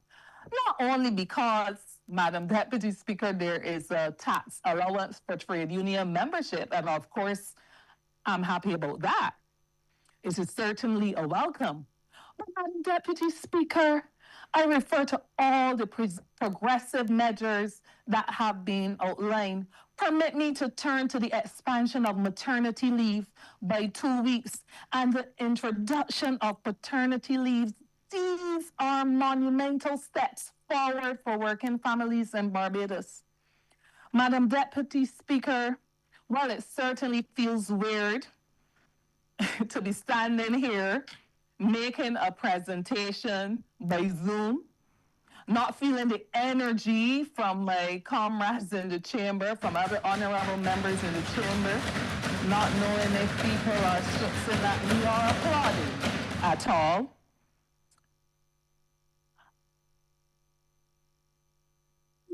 This speech, I made this address from within the walls of the International Labour Organization, where I am here, joined by my Minister of Labour today, to attend governing body meetings in Geneva. Indeed, it is within these very walls where conventions relating to working time and the employment of women are negotiated. So, Madam Deputy Speaker, I am therefore pleased. I am pleased that we announce measures related to maternity leave, that our maternity leave will finally come in closer conformity to the Maternity Protection Convention under Article 4 of Convention 183 on maternity protection, which, when applied, entitles a mother to maternity leave of not less than 14 weeks. And Madam Deputy Speaker, I know you know what I'm about to talk about. This one was deeply personal for me, because I well remember when I had to drop my daughter off on the first day of daycare when she turned exactly 14 weeks. Madam Deputy Speaker, 14 weeks is still barely enough because one has not yet even fully adjusted to the reality of motherhood. I remember walking down the steps of Paradox that morning, my heart sitting high in my chest, my lip trembling, my eyes stinging, trying to convince myself that my little baby was going to be all right. But it was not okay. And I know that I'm not alone in that experience.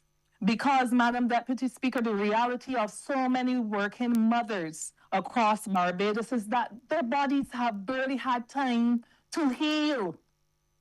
They have barely had time to bond with their newborn, to adjust to the overwhelming, beautiful, emotional, exhausting experience of new motherhood.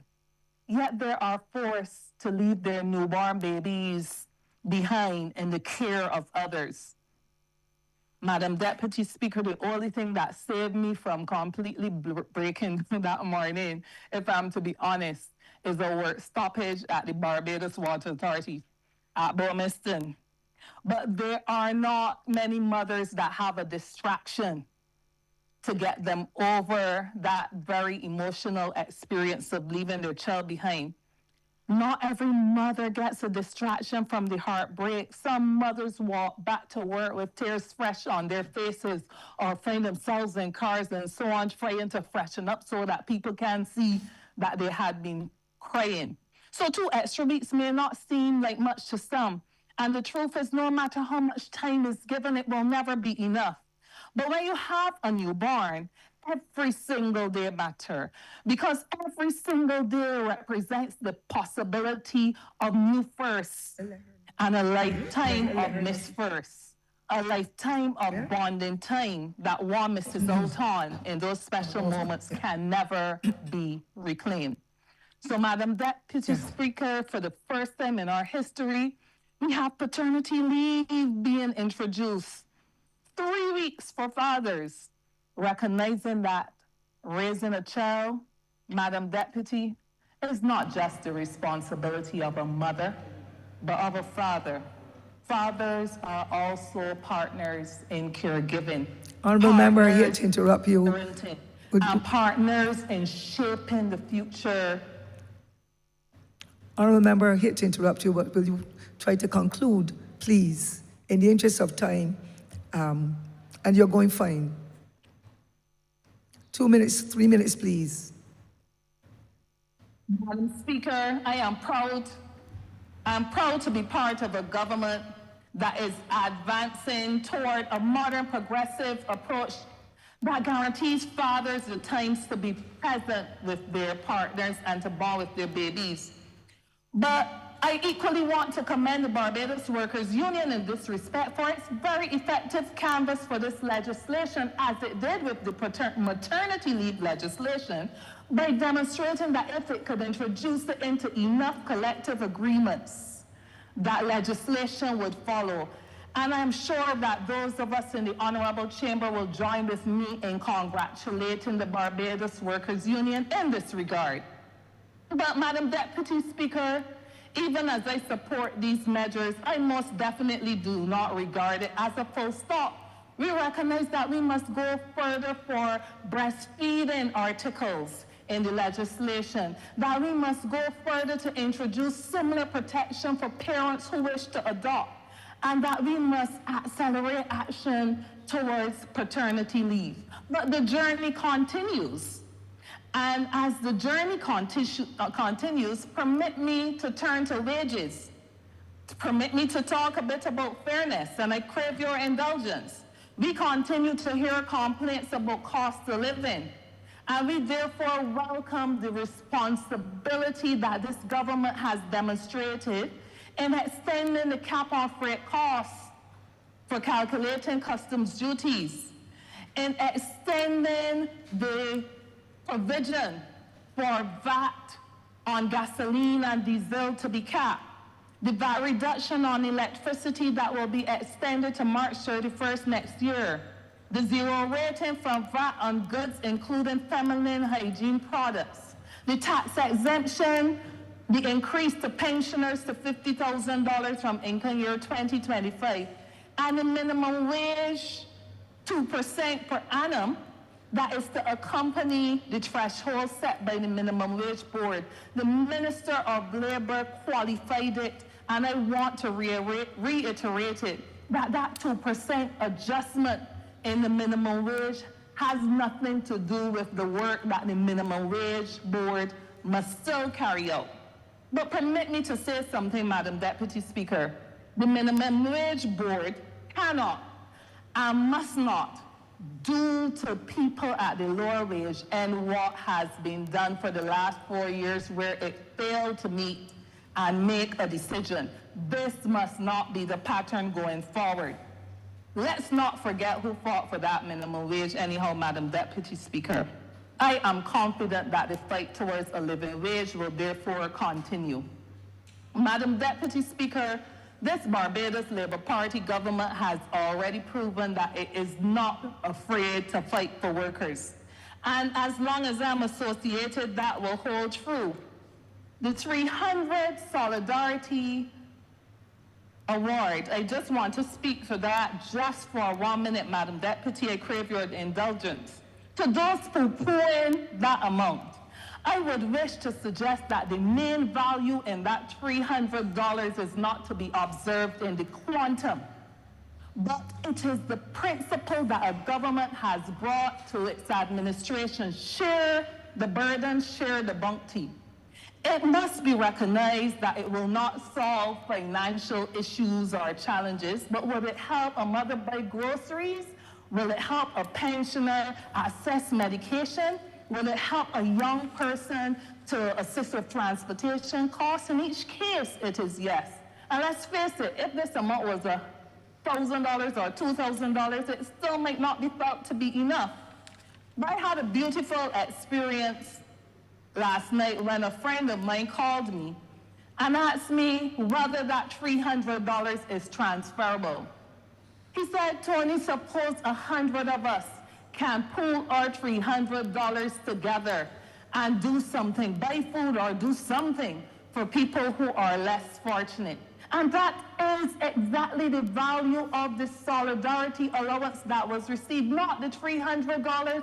It is the kind of society that we want in Barbados on the mission to the principle of social cohesion, where we can work towards the Barbados that we want to see, the better Barbados, where we understand that our fate as a people is linked. And if we help that person up who is not as capable as we are to support our own, that we are indeed building a better society. And that is the principle. As I close, Madam Speaker, I suggest that this is the difference between leadership and lip service. And that is why I stand proudly with this government today in this budget. A budget that does not just deliver for workers, but delivers for every single sector in this country. Permit me just for 1 minute to address the people of St. George North through you. And I want to for the people of Christchurch South too, because they didn't get this benefit, certainly not Tuesday and early yesterday. This budget is a budget for farmers. Farmers who wake up early to work the land. It's a budget for young professionals. It's a budget for working mothers and fathers, for pensioners. It's a budget for entrepreneurs who set up kitchens all around this country to sell food. And in the financial statements, we find the capacity that this government has to deliver on the housing solutions it committed to and the road infrastructure. Madam Deputy Speaker, this is a budget for every single Barbadian. In closing, in this house, some of us are given to poetry and quotes. So I close extracting from a Marcus Garvey quote. I quote, "Government is not infallible. It is a centralized authority for expressing the will of the people. Before you have a government, you must have the people. Without the people, there can be no government." And I want that to simmer. I want that to settle in our minds and understand what it is saying. I urge my colleagues in this government to continue to focus, therefore, on the will of the people that was unanimously expressed not once, but twice. We will continue to pursue the will of the people, even when the people themselves sometimes turn against us. If nothing else, the pain of sitting through 10 hours of listening to a sounding brass or tinkling cymbal should remind us of what we have not come here to do. Madam Deputy Speaker, I therefore urge us to keep focused. I urge us to keep focused because the journey continues. I support this budget. I support it not being a perfect budget, but I support it being a workers' budget, a people's budget, a solid statement of intent, a whole of Barbados budget. Madam Deputy Speaker, I'm obliged to you for the extra 2 minutes. You're most welcome, ma'am. Honourable Member, thank you very much. God's blessings on you and your team. Honourable Member for St. Philip North, please. Thank you, Madam Deputy Speaker. You're welcome, ma'am. Thanks for the opportunity to lend my voice to the budgetary proposal and of course not only my voice but my support to it. The entire budget is important to me, but because of the interest, for the interest of time, I would narrow it down to a few topics that resonated probably more with me. Before I really begin, I want to congratulate the Honourable Member for Christchurch East Central. It was an excellent delivery of the budget. And I could not agree with the Prime Minister more in terms of his promotion to a higher role. Personally, I would like to offer the Attorney General my condolences on the passing of his brother on behalf of my family as well. My constituents, like myself and all of us in here, have heard the budget, and it has caused many of them to be talking, to be thinking, and of course to be thanking. And I want to begin where my previous colleague, the Honourable Member for St. George North, left off with the maternity and paternity leave. She basically said it all, but I want to add that it is most appreciated. And I think the measures have long been coming. They're needed every day, almost every day. I meet parents, especially mothers, who are aggrieved by the fact of going back to work. And it's not only going back to work at 3 months, but some of them have been forced to take maternity leave from 6 weeks before actually delivering the baby, which means they have 6 weeks, only 6 weeks after, to get themselves in order, to make sure the baby is weaned onto the bottle, if it's not possible to store baby milk, to make sure a nursery is in place. And for new mothers, this is oftentimes when we see the tears. You know, Madam Deputy Speaker, of which I'm speaking, the tears, they're worrying about basically who the baby is going to stay with after they go back to work. And then the fathers, and a lot of people wouldn't believe it, in many institutions where the birthing centers, whether it be Queen Elizabeth Hospital, Bayview, and the others, one or two of them, well, mainly one, the hospital, is not always possible for the father to be present in the delivery room. And in my mind, that's, apart from prenatal, this is the time when the bonding at this stage is extremely important, the first hours to the first days and weeks of life. Many fathers do not get the opportunity to cut the cord. Many fathers do not get the opportunity to place baby on a bare chest to start the bonding procedure. Okay. Many fathers, when they leave the hospital, it's time for work. And they miss the first few weeks of life for that child. The mother also misses the father because, and this is probably jokingly, they want somebody to blame for the agony. And they feel you should stay home and do half of the work. But this is the kind of things that fathers have been missing out on over the last few years in Barbados, and I more than welcome the opportunity for them to be at home. And I want to put a plug here. It's not a plug, it's a negative plug. I have had instances where women have been forced, and this is in particular one banking institution.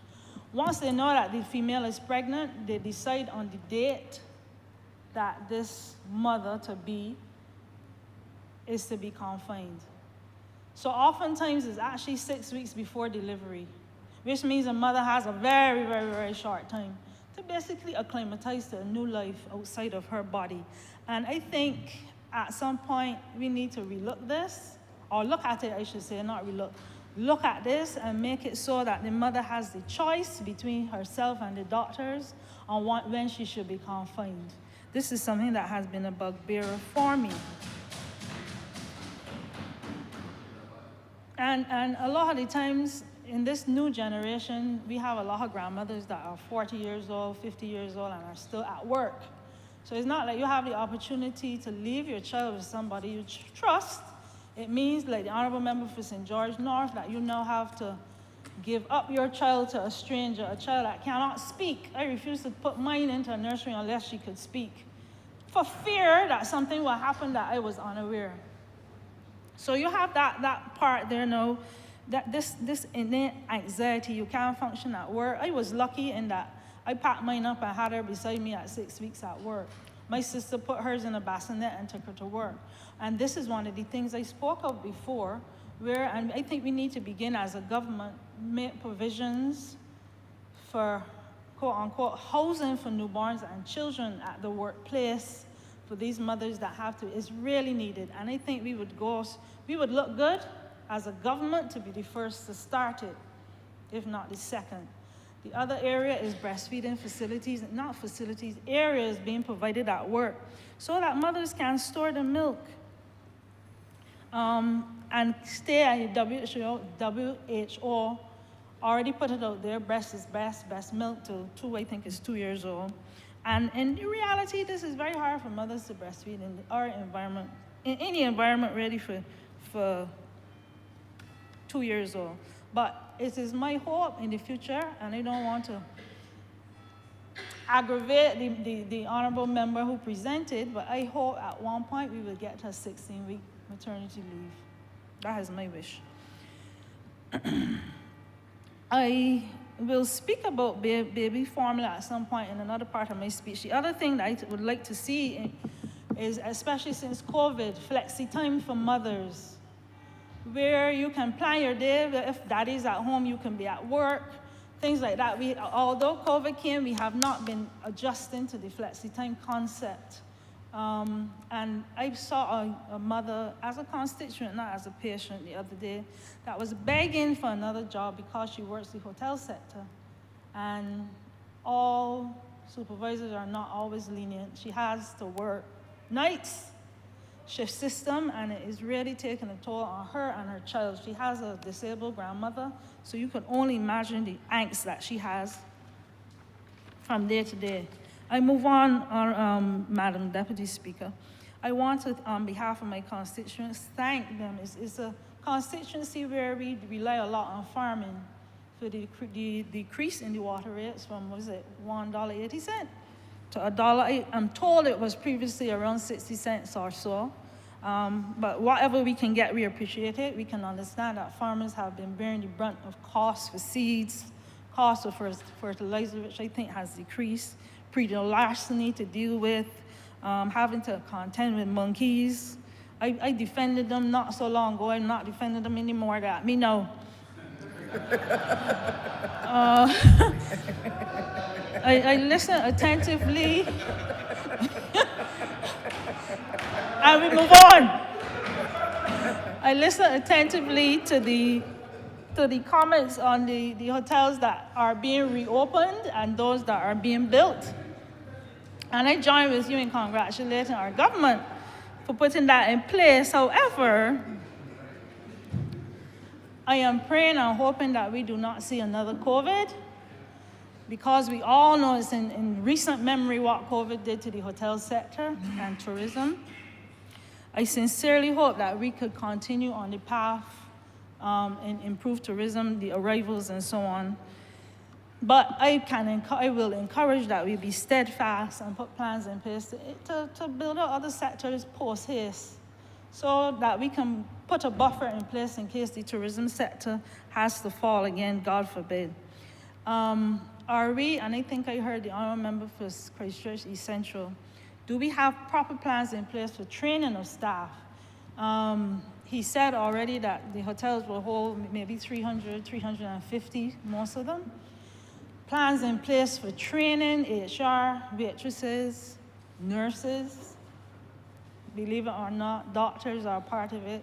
Have we built out the hospital enough to hold the capacity? This is one of my worries. Have we built it out enough to hold the capacity for arrivals like that into all these new hotels? And I want to comment on something that has been, let me make sure I have it right. Not yet. I put it here, and over the 10 hours of speeching from the honourable member for the leader of the opposition, if it's nothing else that I gained other than how not to lose my voice in 10 hours, was that my job is to represent my constituency. And sometimes as a mother, and that is not a disrespectful term, as a mother of your constituency, the mother bear comes out in order to protect said constituents. I want, and this is something that has been burning me for a little bit. Yes, we have the hotels. And yes, the honourable member for Christchurch East Central also said, this beach is mine, or something to that effect. Say again? This beach belonged to me, which is equivalent to this beach is mine. And while we do still have beach access, one of the things that has been bugging me since I have been forced to move where I recreate in terms of beaches, because we all know with climate change, the beaches that I attend, 5 minutes Madam Speaker, that is less than 10 minutes. Anyway, I will hurry up. I had to move from St. Philip Beach because a lot of them are now eroded into Bay Street. Yes, there was access.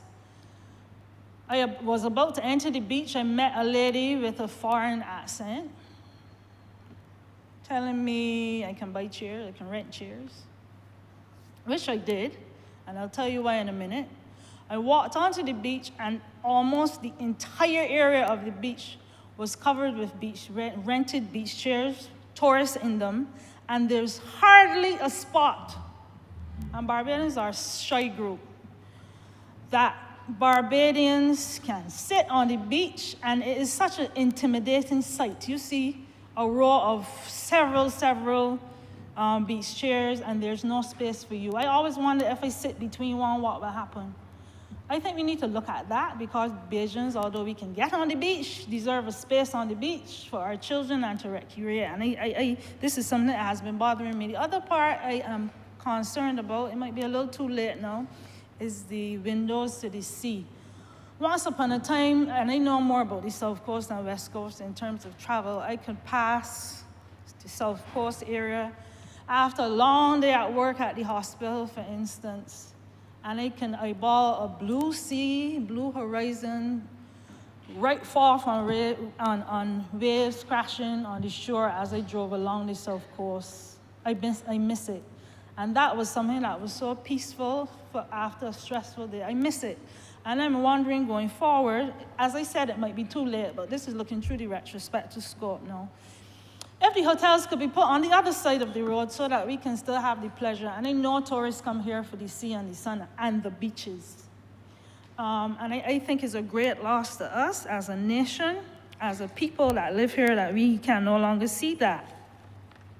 I move on to health quickly, Madam Deputy Speaker. I am impressed with the 20% excise tax on salty snacks, following on especially from the increase in tax for these sugar-sweetened beverages. I am glad, of course, with the addition of the zero tax, the items that were mentioned. I'm a little confused about the sausages, as we were trying to get away from highly processed foods, so I think that needs to be looked at. And people, as I said, are listening and talking and thinking.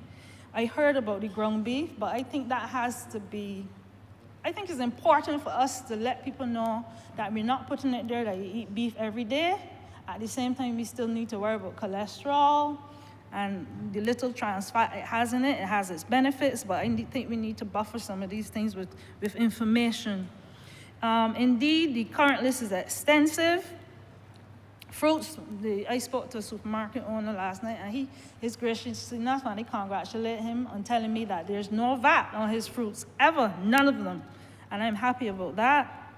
I'm wondering why, and please correct me if I'm wrong, why canned fruits and vegetables, or canned and frozen vegetables are not zero rated. It has been proven that frozen vegetables could be just as nutritious as fresh vegetables, and I think that needs a relook. Baby milk, yes, is zero rated, but I took time, I was late for Parliament, looking into the supermarkets to really confirm the prices of some of this baby formula. The cheapest ones for 12 ounces is like $28. For 32 ounce, one of them is like $85. These prices are still very high despite the zero. I think we need to look at that. And I have an idea out of the box. You could laugh at it if you like, but we have been moved to a drug formulary where we rely on a lot of cheaper, and I say cheaper, not necessarily inferior, cheaper generic products, and that means we have to have a saving there. I'm thinking, why can't we do something as a government? And I can't say drug formulary, but to have baby milk on a scheme like that where we can actually supplement the costs. Every mother cannot breastfeed all the time for various reasons. We need to do a little more. We're doing a lot, but I think we need to do a little more. Where's the front of package labeling that I know was approved? The reformulation, we had discussions when I was in health. Where's the promotion or more promotion for local products? We took away the salty and the sweet, but where's the promotion for local products, manufacturing, agriculture? Cancer is also an NCD. I had the displeasure in the last 6 months to witness 3 of my patients, all men, dying from 2 prostate, 1 pancreatic. One of them, we tried to get an appointment at the hospital, and he had the appointment about 6 weeks after his funeral. It was difficult. Referring is difficult. I understand the shorter staff, and every year we come into estimates saying the staff that we will get, but it's hard to actually see it. And I had the displeasure in here yesterday when another patient called to say he had just been diagnosed with prostate cancer. We need to do something about the follow-up for patients. I heard about the linear accelerator that was supposed to come in December, and now I hear it's coming in May. I am praying to God that it comes. There's a saying, I'm trying. I want to take up some more of the time that I know officially is allotted to me, where that can be. I hope it comes quickly because patients are dying. I want to get to, and this is from constituent and myself, up to the KIPO. A few words on KIPO on behalf of constituents. They're impressed with the reductions in penalties, and all are here listed in me. However, it was brought to my attention, and I have brought this in here before about the filing fees for the annual return. The filing fee is actually $100 to file. And it's shocking when you think the penalty for late filing is $10 a day, 7 days a week, as they say, including Sundays. It's capped at $3,000 per year.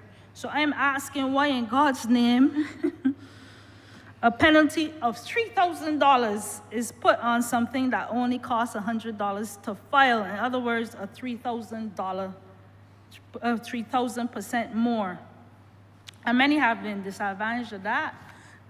And then the waivers are almost impossible. I heard a whisper about something about waivers that the honorable member would do in his wrap-up, and I wait with bated breath.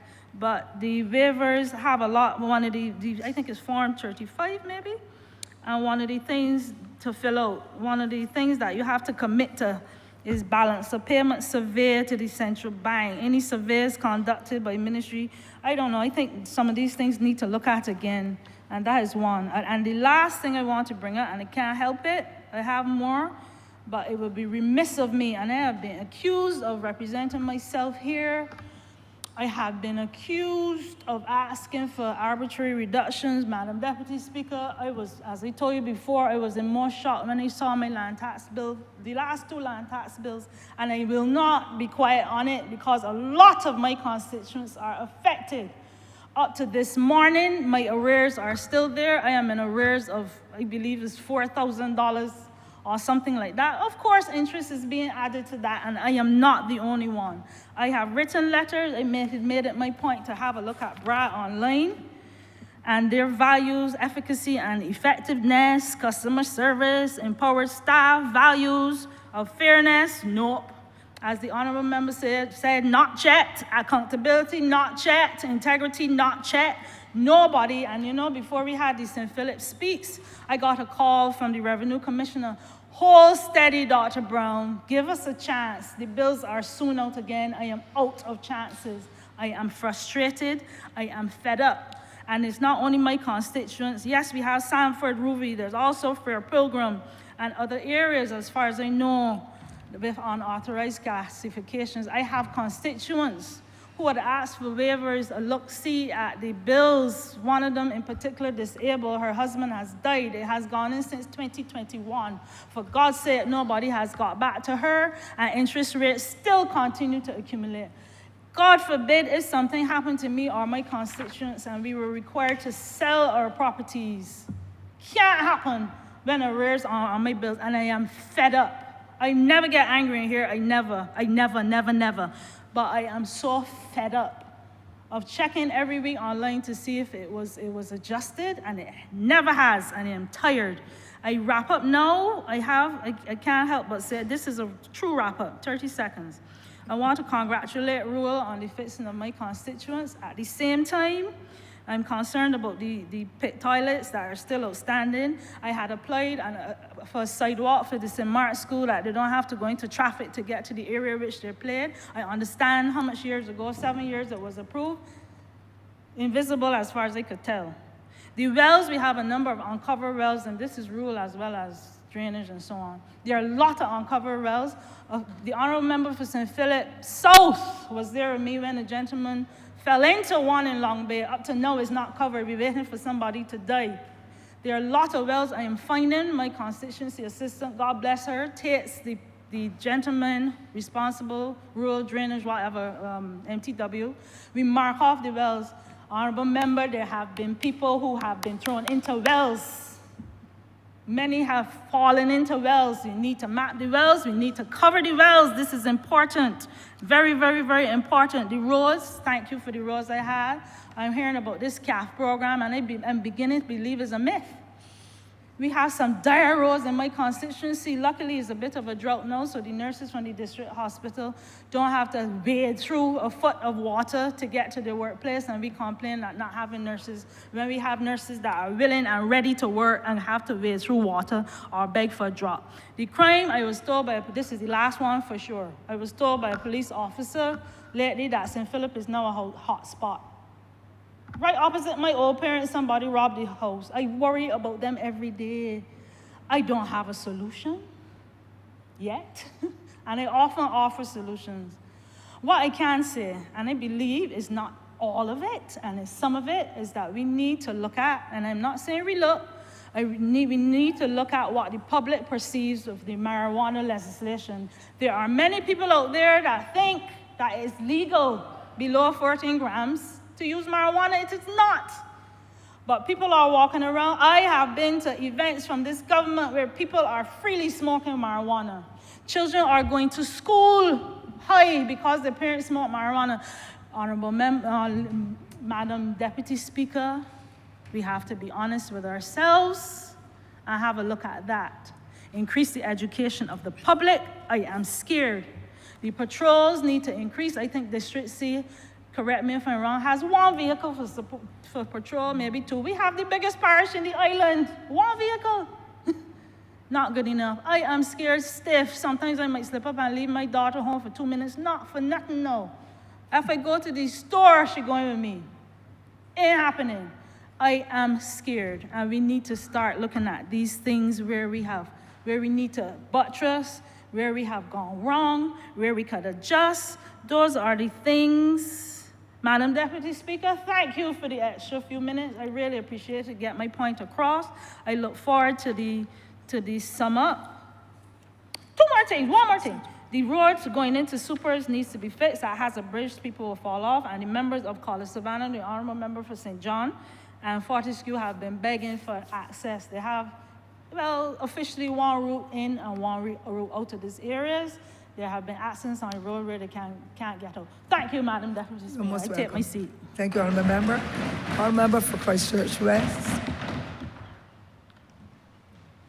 Thank you very much, Madam Deputy Speaker. You know, Madam Deputy Speaker, when I first came to this honourable chamber, it was 2003. So you can imagine how many times I have stood here and given a response to a budget debate, both from the backbench, from the opposition benches, and from the front bench. And I think also as well, Madam Deputy Speaker, I have to join with what the member for the city of Bridgetown said. And I have to agree that there's a difference between being a politician and a statesman. And I think after those numbers of years that I've spent serving the people of this country, I've come to be able to judge people who could be politicians and who could be statesmen. And let me say, Madam Deputy Speaker, that this Barbados Labour Party is full of members who are statesmen and stateswomen.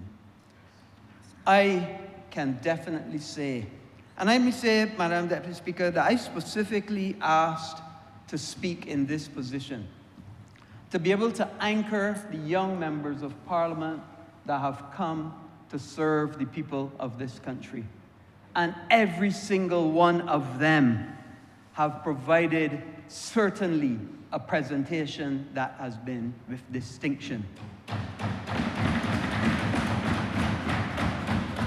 And in this segment, from the member for St. Andrew to the member for St. John, from the member for St. Michael Northwest to the member for the city of Bridgetown. In this segment, for the member for St. Michael West, the member for St. Philip North, the member for St. George North, all of them, every single one. And I'm proud to say that the Barbados Labour Party for the next generation is in good hands. Now, I can't look to the future without remembering the past. And the gentleman that I replaced in 2003, and forgive me for calling his name, Sir Henry Ford, he served this country, he served this party with distinction. And he will always be remembered as a true statesman of this country. He has given budget replies, not going 10 hours, but giving substance, and budget replies that give impact, that made a government stand up, think, and change position as necessary. And between him and the then member for St. Philip and the then member for St. Thomas, although there were three, they were as strong as the rest on the other side. And they kept Barbados on a stern and steady keel. I can't say the same for the presentation that we had to endure for 10 hours over the last couple of days. Madam Deputy Speaker, a lot of members spoke about the 6 hotels. And let me use this opportunity to salute the members of the Office of Infrastructure and Planning, because it is a lot of their work through the planning department and putting all of the various moving parts together that we were able to get those hotels started in a good and timely fashion. But let me say, Madam Deputy Speaker, that is 6, but they got 3 more in the pipeline too. So let me put people on notice that it's not going to be 6 hotels by the end of December of this year. But I anticipate, once everything goes to plan, and I believe that it will, that by December of this year, we will, for the first time in the history of this country, have 9 hotels simultaneously building across this country. And for the avoidance of doubt, so people understand what the others are, the Four Seasons Hotel, where the Four Seasons was, a new hotel by the name of Montage is expected to start construction there very, very shortly. Where Haywood's was, which was another hotel previously, so not all are greenfield sites. A lot are brownfield sites as well, where hotels were before, and we're either renovating or getting new hotels built on sites that already had hotels. Beaches, as you've seen, is going to go there. And then the Banana Boat site on Maxwell Coast Road, a 3rd hotel, Odyssey, is going to go there.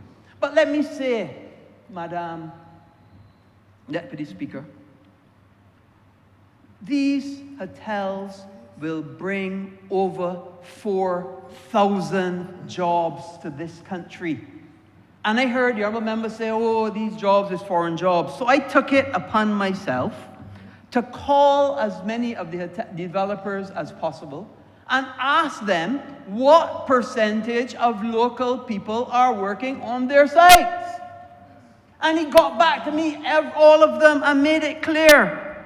At Pierhead, 95% local people on that site, not foreign people.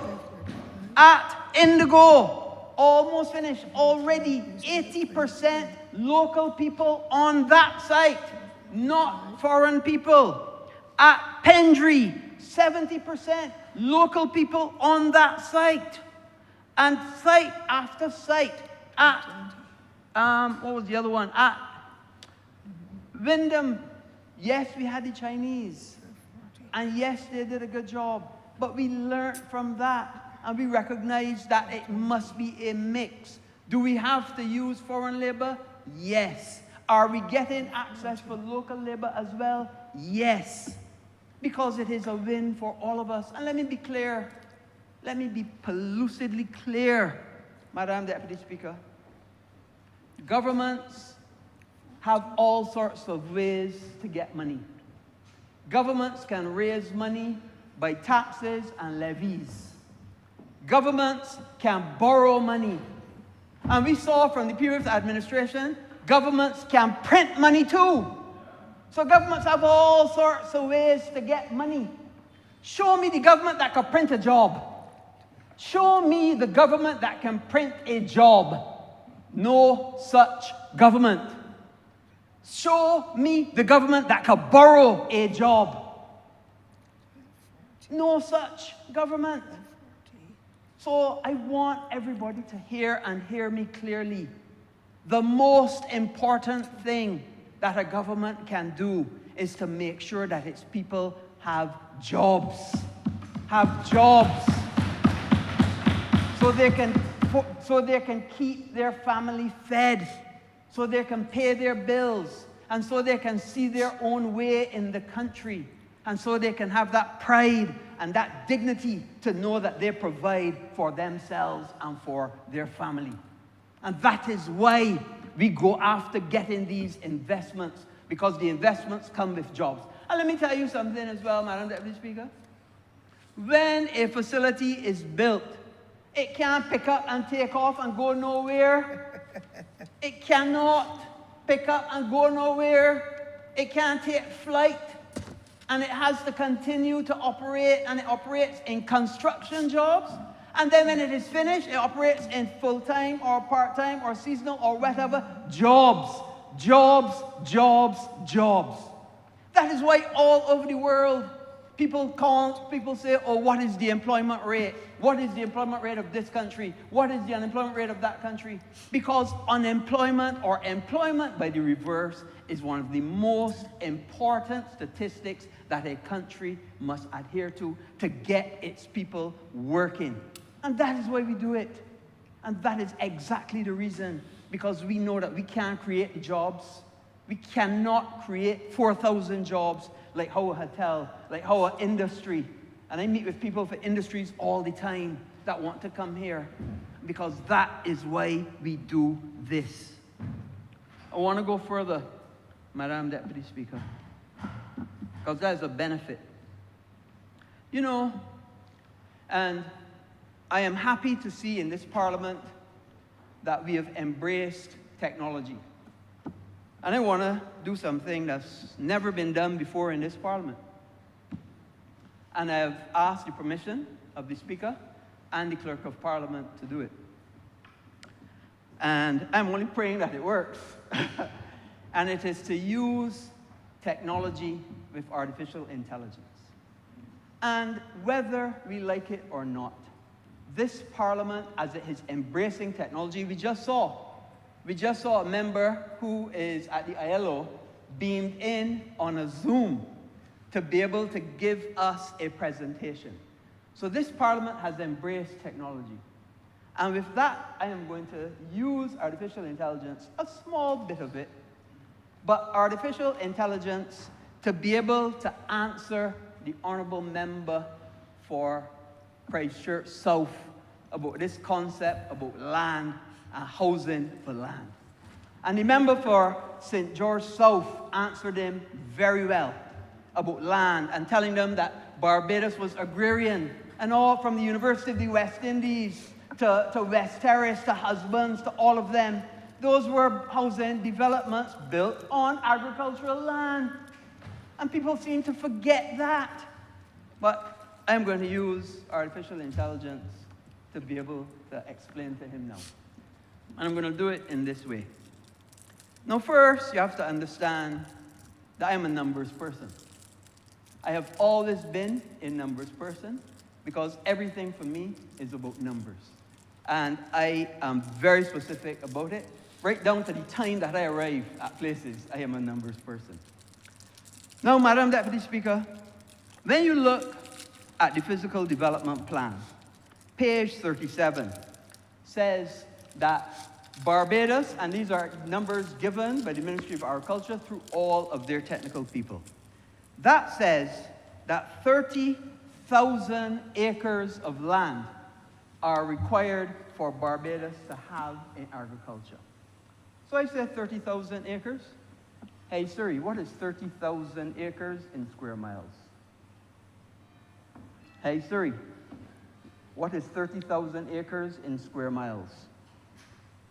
30,000 acres is 46.88 square miles. 46.88 square miles. Using artificial intelligence to be able to tell me what is the requirement in square miles for agriculture. So let's call it 50. 50 square miles needed in Barbados for agriculture. However, every Barbadian child knows that Barbados isn't 50 square miles. Barbados is 166 square miles. So that means if I take 50 from 166, that is 116 square miles left after we met all of the requirements for agriculture under the Ministry of Agriculture. But I'm going to go further.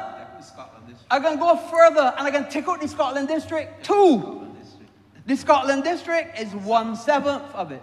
Hey Siri, what is 1/7 of 166? 1/7 times 166 is approximately 23.7. 23 square miles. So if I take the 50, and I made it 50, and I take the 23, so we're down to 90-something, 80-something square miles. Okay, that sounds like not a lot, but you know what? We are building 10,000 houses at 6,000 square feet, because the average house spot is 6,000 square feet. 10,000 by, I know it's called something, it's 4,000, but I'm going high. 10,000 by 6,000, well, I know that is 60 million. So 60 million square feet. But how much square miles that is? How much square miles? Anybody know? Let me ask artificial intelligence. Hey Siri, what is 60 million square feet in square miles? 60 million square feet is 2.15 square miles. Good gosh. Good gosh, Madam Deputy Speaker. So you mean to tell me you got 90 square miles left after you take out all the Scotland District, after you take out all the agriculture, you got 90 square miles left, and 10,000 house spots for the people of Barbados is only 2 of that 90 square miles? You mean to tell me you can't give the people of Barbados 2 square miles? You mean to say 2 square miles out of the 90 you got left after you take out everything for agriculture, after you take out everything from the Scotland District? People need to get it down to the numbers. Yep. People need to get it down to the numbers. And when you understand the numbers, then you understand a few 2 square miles for the people for houses is a small amount in comparison to empowering the people of this country. A small, small number. And I'm sorry, because you cannot refer to members when they're not in their seat. But I would wonder what the honourable member would say if he, and I hope he's listening, because I hope that he would never come back to this debate about how much land coming out of agriculture for houses. And let me tell you, this is not the first time, because I did this to the planning board as well. I did this to the planning board because I explained to the planning board that when we take agriculture, land that is agriculture, which was always agriculture, all of Barbados, and we put housing, it is a small amount in comparison, and we still have the 40 square miles left for agriculture anyway. So don't let it be a problem anymore. Don't let it be a problem anymore. Let it be an opportunity for us to empower the people of this country by getting them houses on a little 2.5 square miles. 2.5 square miles. And I want people to learn and understand that. Very, very important.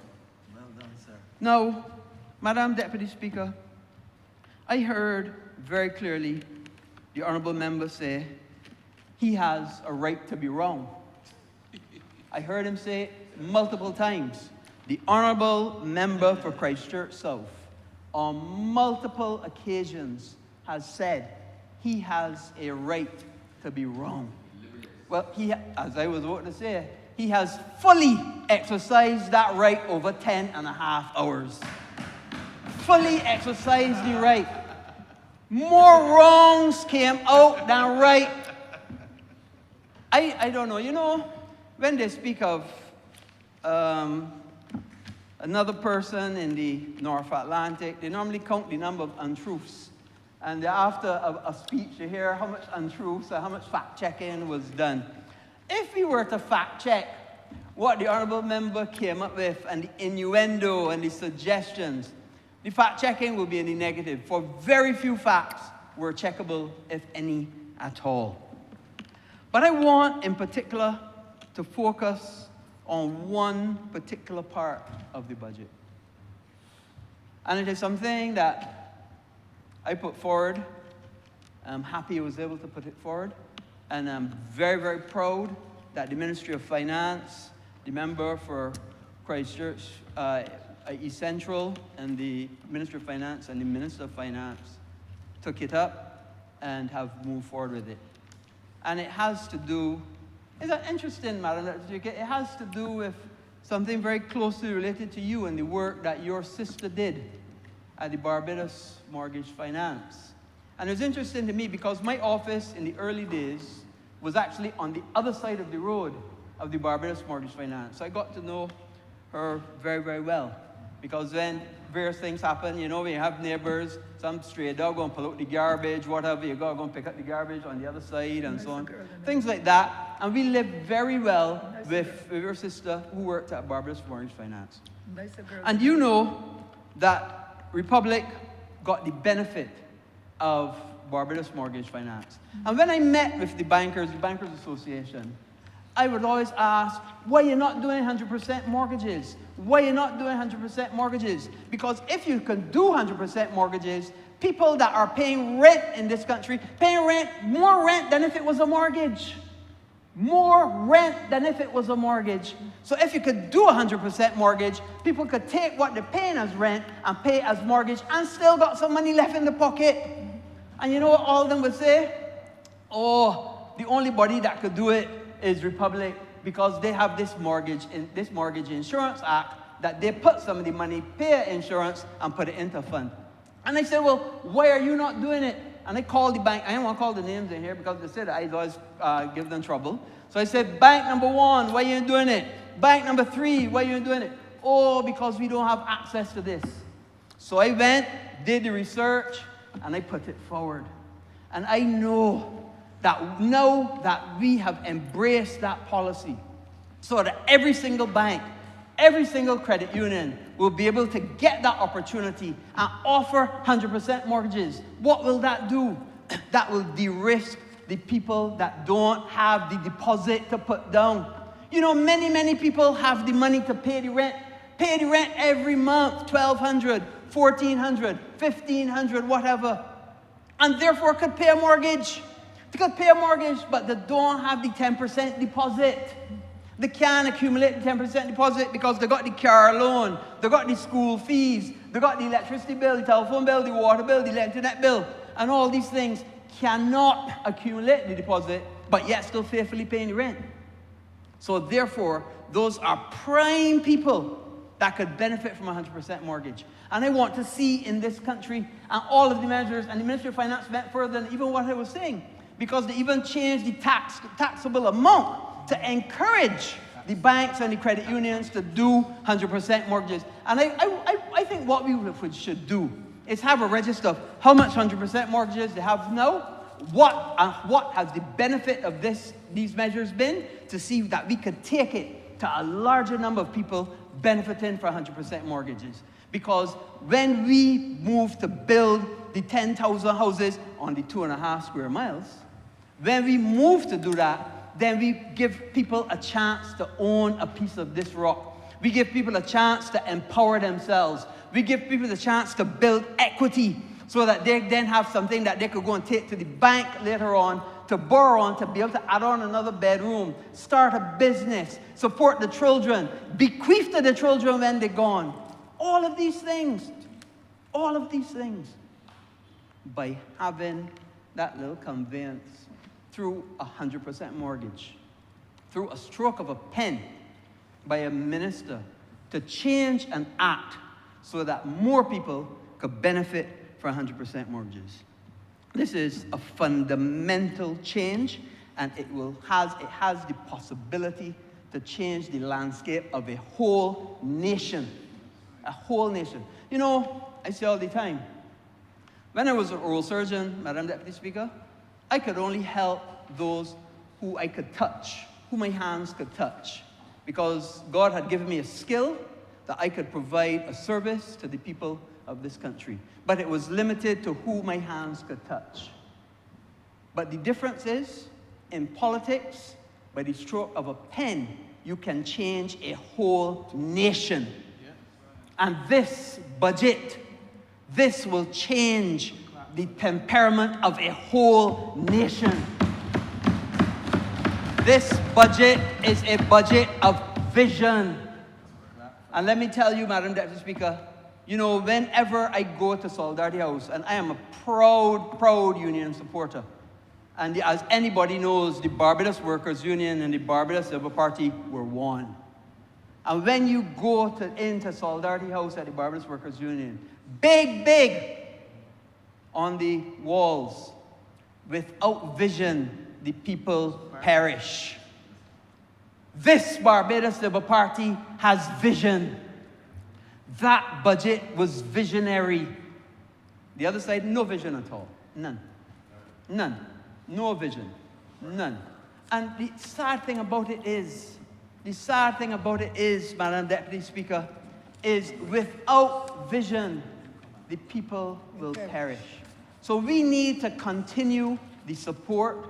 We need to continue the good work that we as a party, we as a nation do for this country.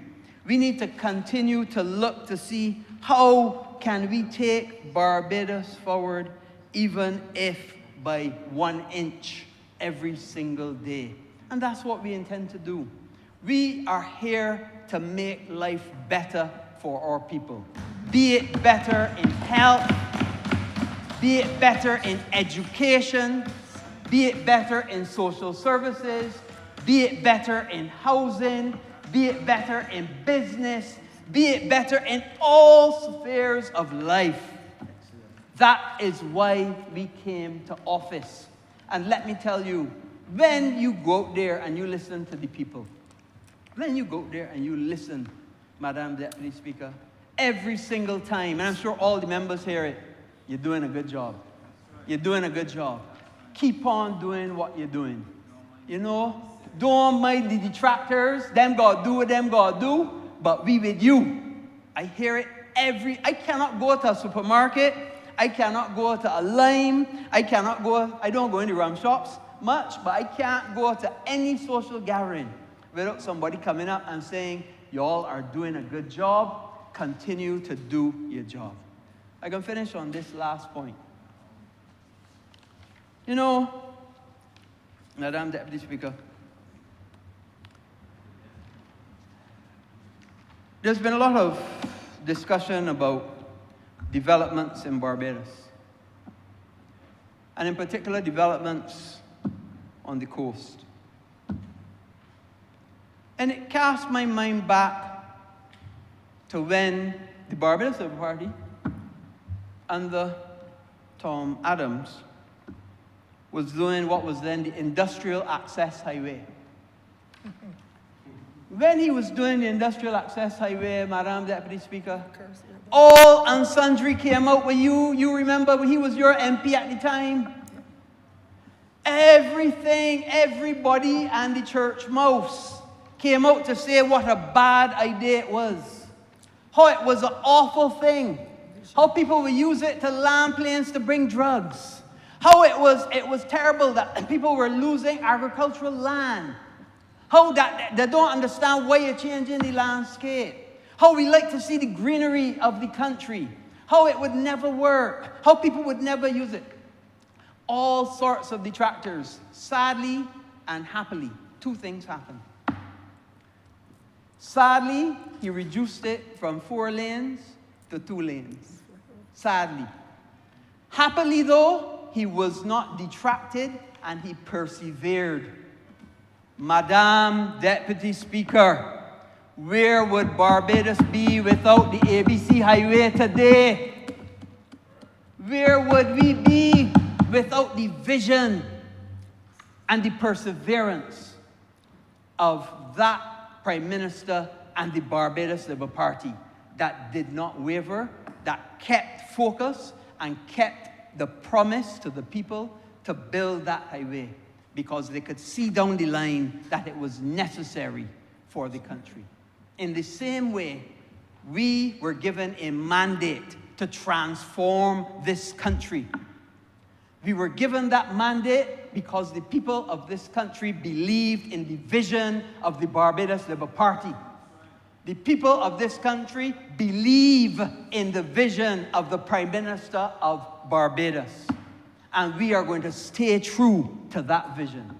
We are not going to waver. We are not going to sway. We are going to transform this nation from a backwater and make it the first developed nation of the world in this century. Madam Deputy Speaker, I'm obliged. Thank you.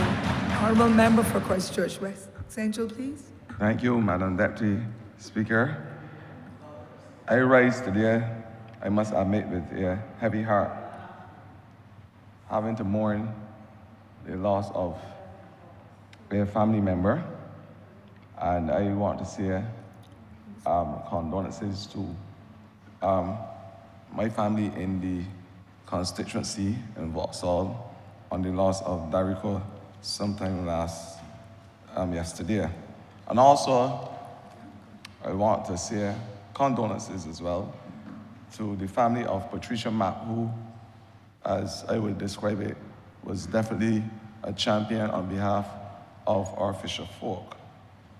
Mr. Speaker, allow me also to raise this red flag today to also say a special thanks to those constituents who showed the resilience and came down to support me on Monday at our budget presentation. I want to thank them from the bottom of my heart. I also want to say a special thanks to Mandaman himself, my colleague and brother from Christchurch East Central, who delivered on Monday a budget for Tuesday, Wednesday, Thursday, Friday, Saturday, and Sunday. Must I admit, a budget for 365 days of the year. I want to say thanks to the Member of Parliament for Christchurch East Central. Job well done. But coming out of the budget, one word stay frontal in my mind, and that is resilience. And how we are going to build a resilient people and a resilient country. It stood out in my mind, and it took me to the words of the American author and the motivational speaker, David Coggins, when he said, resilience is but a choice. It is choosing to rise above your circumstances, no matter how difficult they are, so that you can become the person you were meant to be. So that you can become the person you were meant to be.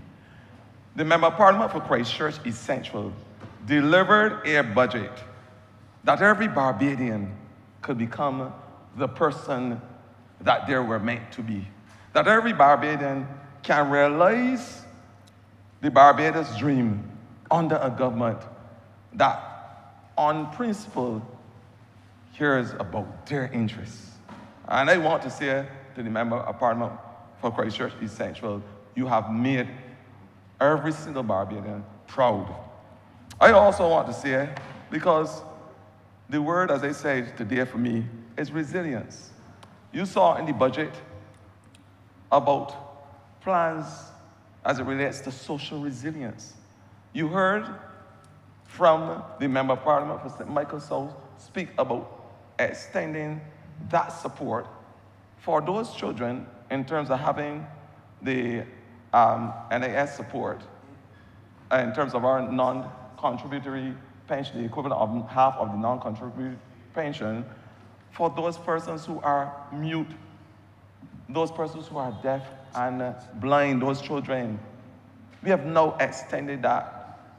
We have made provisions for persons, you heard everything from disabilities. We have opened up the social network so we can support those persons who adopt children, where they'll be given now $200 a week to help support those families. You've heard about the centers of excellence that we will create for persons who are most challenged, especially those in the twilight of their years, the elderly. Social resilience. Then we went across the other sectors. We went to the Ministry of Health, and we said, as a nation, which of course is prone to chronic non-communicable illnesses, and diabetes being at the forefront, that there must be a project in place to provide for podiatry and for care so that persons who are suffering with circulatory type conditions, peripheral vascular disease, etc., can be given the treatment that they deserve. That's what we said as a caring government. We also said that because of the incidence of high blood pressure, that we must now be able to put taxes on salty and salt snacks and those things that are unhealthy, so we can help to control that which is seems to be palatable to some Barbadians. We said it, and we have also increased the basket to provide for additional support in terms of our food. This is a government that cares and understands the importance of resilience in the health sector.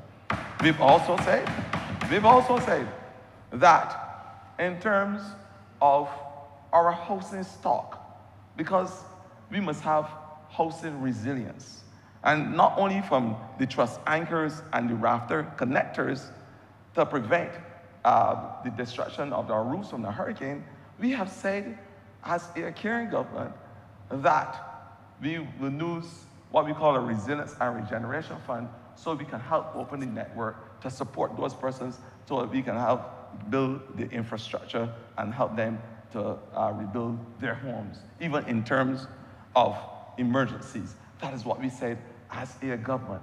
Again, resilience with regards to housing. And of course, water resilience. We know full well that we are considered about the 15th most water scarce country in the world. And we have said that each Barbadian must play their part in order for us to have water conservation at the forefront of our climate change efforts and our resilience to our climate change. That is what we have said. So along with having, and you heard the Prime Minister spoke about it last night, the only way we can have those debt for climate and debt for nation swaps is if we engage persons. I said already in this August chamber that the Prime Minister is a true Shirley Chisholm girl. She knows how to show up, she knows how to stand up, and ultimately, she knows how to speak up on behalf of the people of this country so that we can benefit. And when you talk about travel, and this is some euphoria associated with it, the Prime Minister brought the figures. Figures don't lie. $145 million in grants.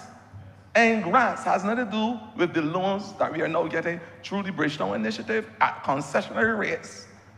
We are talking about grants, $145 million in grants, and as it compares to travel over a 7-year period of time with the same per diem which has not changed over 20 years, the same per diem at a cost of about $1.3 million or so. Now, unless you are practicing in some far part of St. Lucie, an economic theory called Cameronics, I think that 145 million is greater than 1.3. I think so. And I know that a lot of Barbadians, especially good people from the epicenter and the envelopes of Christchurch, would agree with me. So these are the benefits. But I go back. Water resilience. We have said that as part of our strategy, using the combined efforts of now the new entity, RUDC, Rural, Urban and Development Commission, that we are going to provide the wherewithal so persons can get those water tanks and the facilities, the pumps, etc., at duty-free and VAT-free rates, and that we will make provisions at first for persons who are earning less than $30,000, and then we can expand the network afterwards. That's what we said as part of our resilience plan as a caring and responsible government. That is the resilience as it relates to water. And we know full well as a government the importance of having $120 million free up so that we can have a tertiary level treatment facility where the water can go back to the agriculture belt, building agricultural resilience.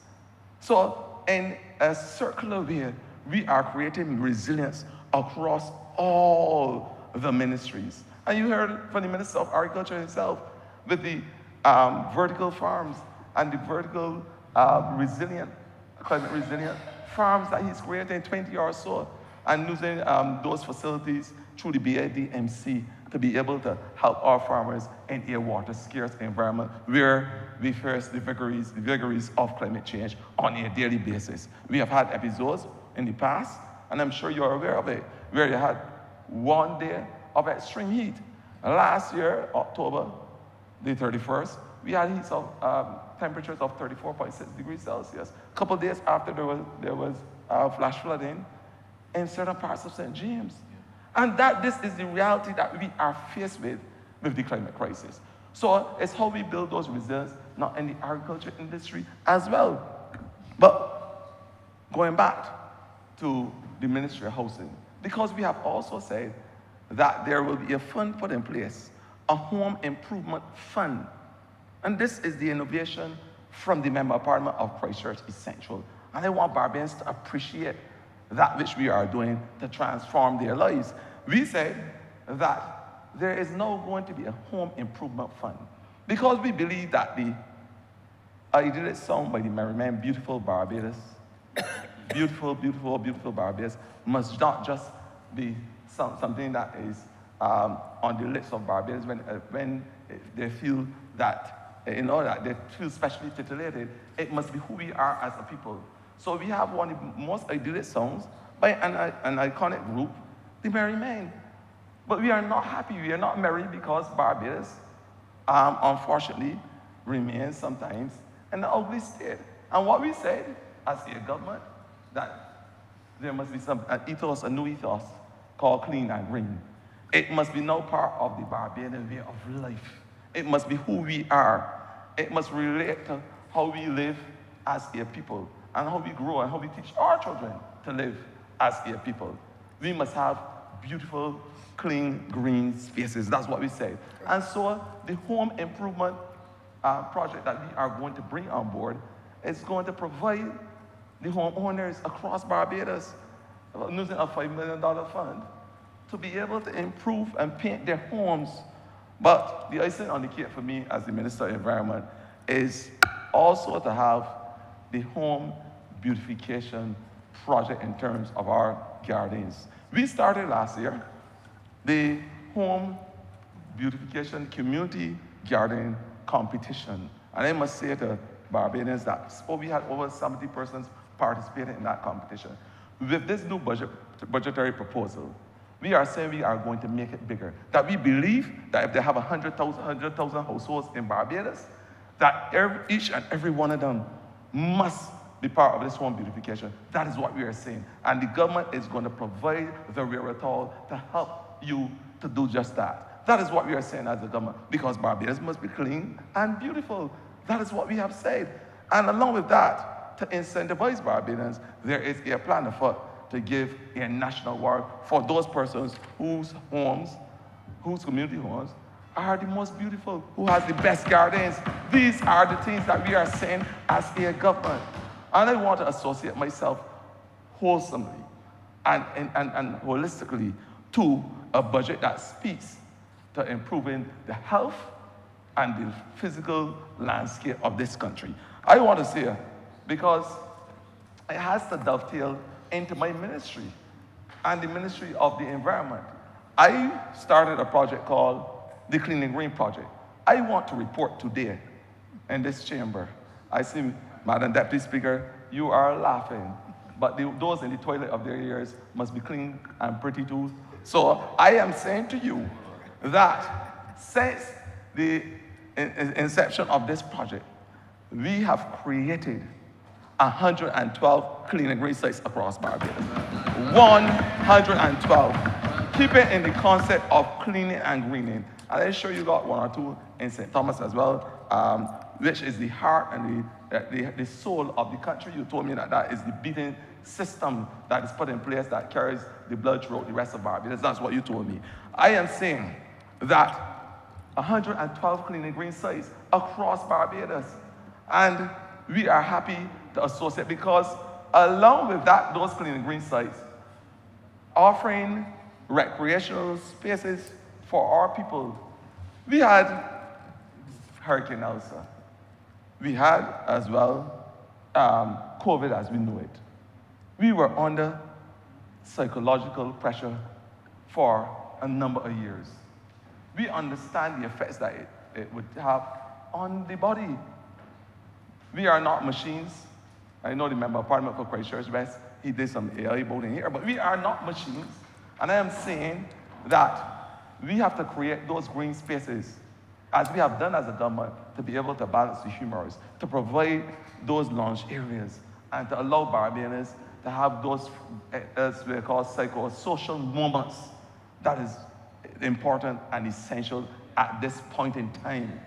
I am saying, Madam Deputy Speaker, that we have ran across the country, took the baton and ran with it to be able to create green spaces across Barbados, and we will continue to do it. I want to report today that we have planted, when I say we, Barbadians, because I don't want anybody to believe that a government alone will plant 600,000 trees. The Prime Minister said in 2019 that 1 million trees is the target, and that those 1 million trees will do what they're supposed to do in terms of providing that carbon sink to help mitigate.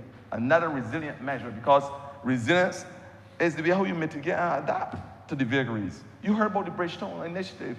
You heard about the Roof to Reach project. All of these things are part of our resilient plan. And I say, in order to improve our carbon sink, this government thus far, along with the people of Barbados, planted over 600,000 trees. Then last I checked, 600,000.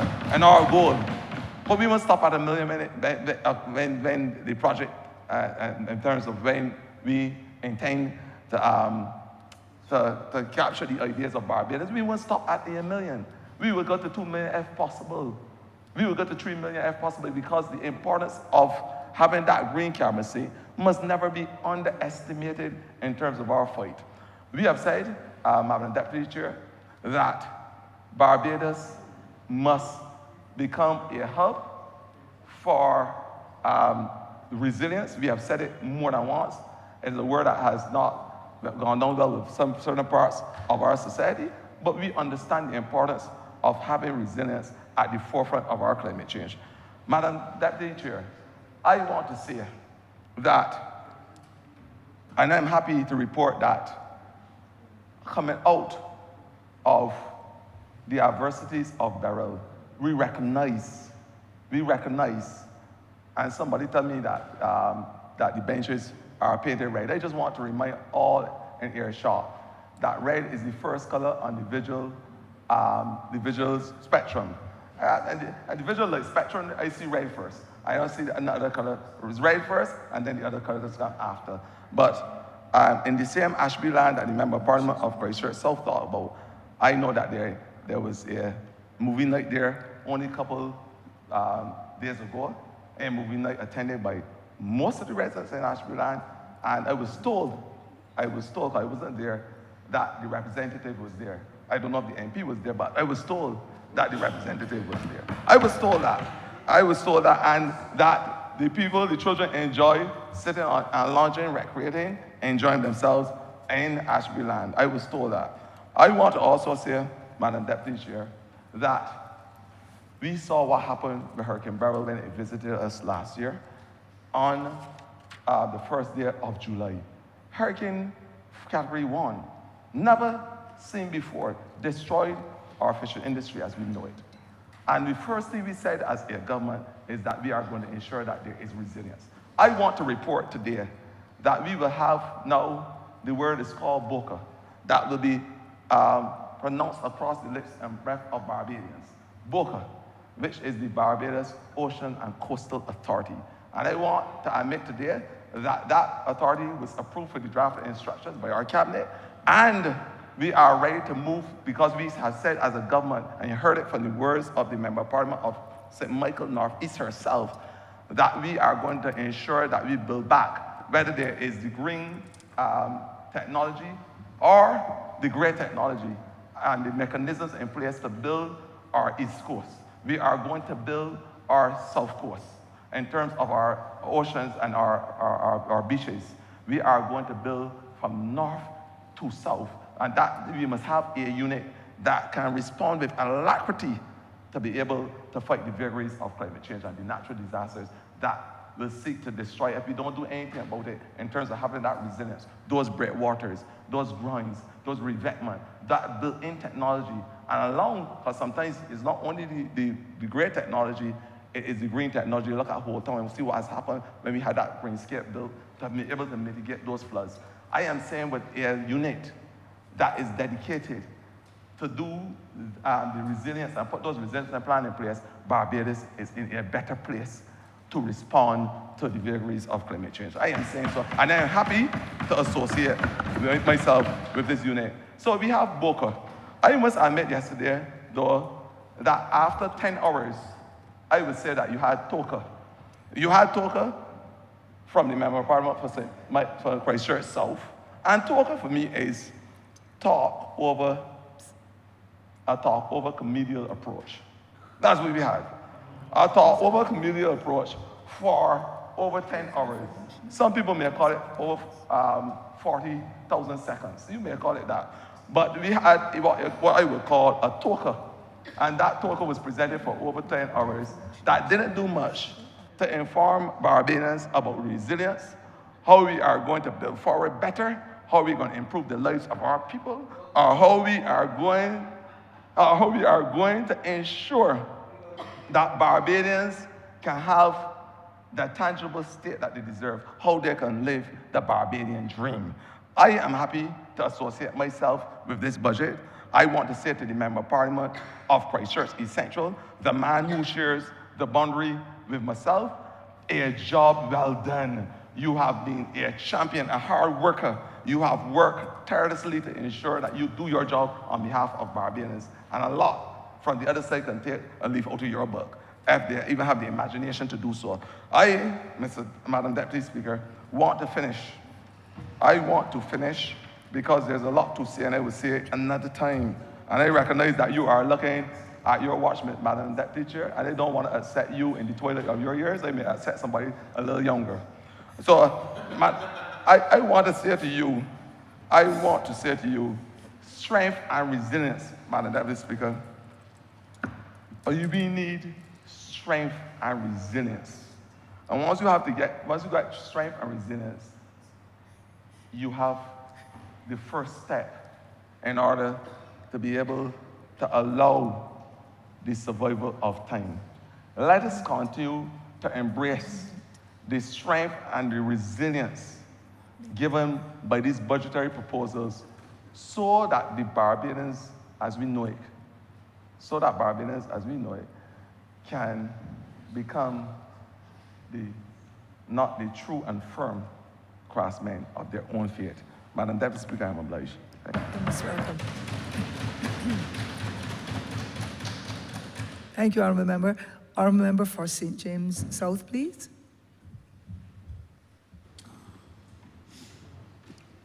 Appreciate the opportunity very much to join this budget and to be able to stand, first of all, to express my thanks to the good people of St. James South. They have given me the privilege and honor of representing them in this House to share on their behalf some of the issues that are of concern to them, to express their gratitude and their thanks, because I cannot go into my constituency knocking on doors or moving around without somebody saying, yes, y'all are doing a good job, keep it up. Don't mind what the others are saying. Y'all are working hard, because the spirit and the feeling among the people is a sense of relief to know that they are in good hands. That is the relief which they share with me, that they speak constantly about, because they know from whence we have come. Now, I also want to express congratulations to the Honourable Member for Christchurch East Central for doing such a wonderful job, not just in delivering a budget, but in helping to craft the economic strategy and the unfolding of it to allow this country to be rebalanced again and to begin to prosper. And the signs are there that the economic recovery is gradually reaching more and more people in this country. You see it in the increased consumption that we are experiencing in our shops, in our restaurants, our places of recreation. You can see it, Madam Speaker, in the fact that a number of our ecologists who do the nails and the hair and so on and so forth, that you're seeing a recovery there. You're seeing it, Madam Speaker, in the fact that a lot of the stores have been experiencing people coming in to be able to buy appliances that they have not been able to buy for a number of years.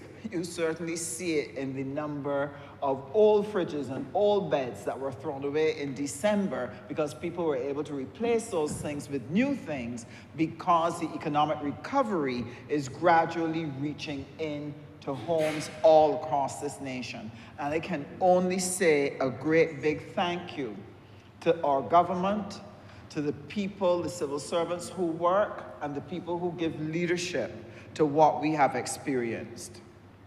Now, some of the things that we have been able to do, and Barbados is in a peculiar place in that we are in a moment of time. We have met this moment here between 2018 and 2025, a moment where everything in the country needed renewing, from the sewage system, to the roads, to the schools, to the houses, to the street lighting, to the street signs.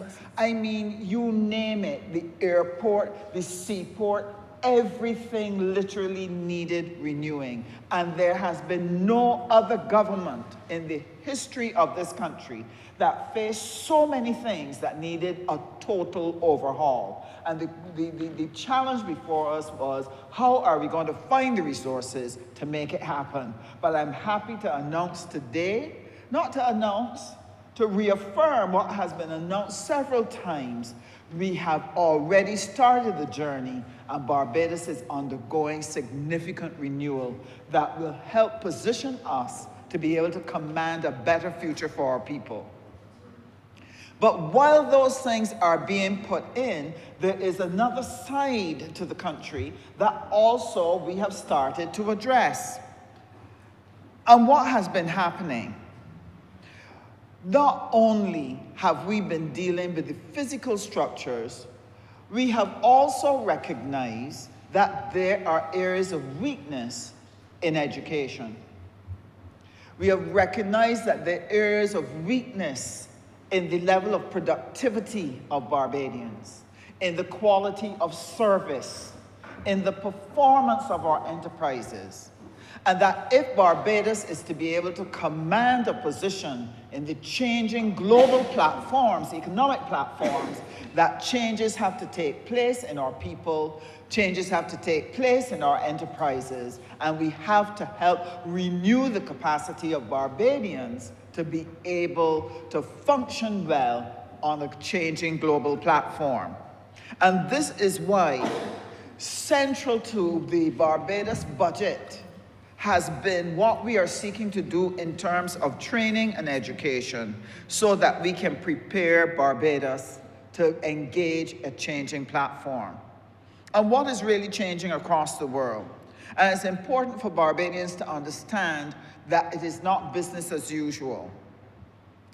The World Economic Report for 2025 future jobs has said to us that there are a number of changes that will come to how the entire economic system works, and that countries have a responsibility to transition onto the new platforms if their people are to live in the everyday. And what are some of the things that are changing? That there are major technology changes. And this is bringing to the table the need for us to understand how to use AI, so ably demonstrated by the Honourable Member for Christchurch West.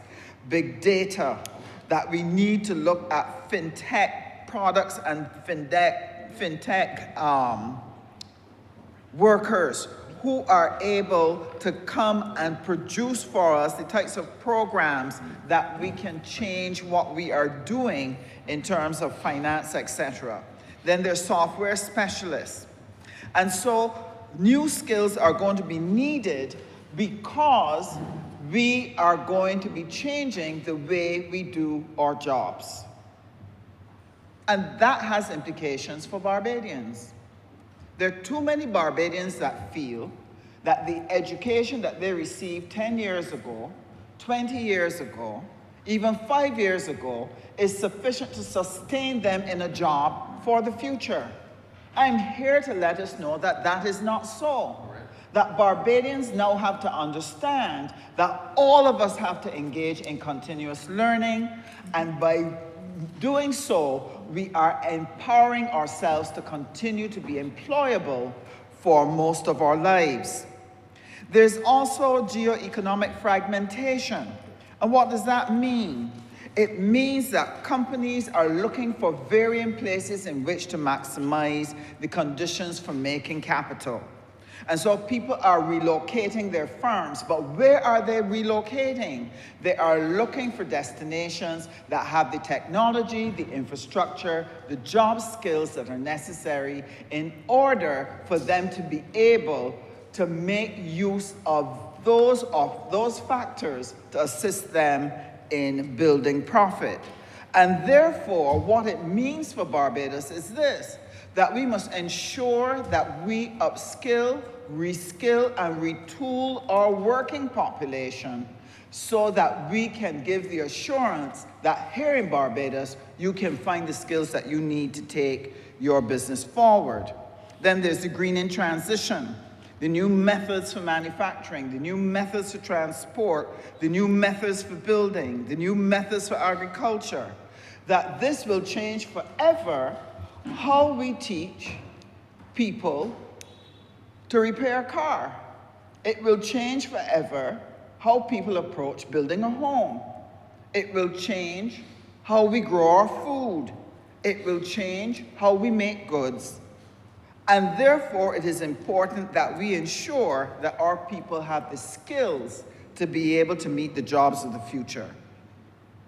And then there's economic uncertainty, Madam Deputy Speaker, where businesses now realize that when you have conditions changing rapidly around you, it is absolutely vital that you build a workforce that is flexible, agile, creative, and resilient.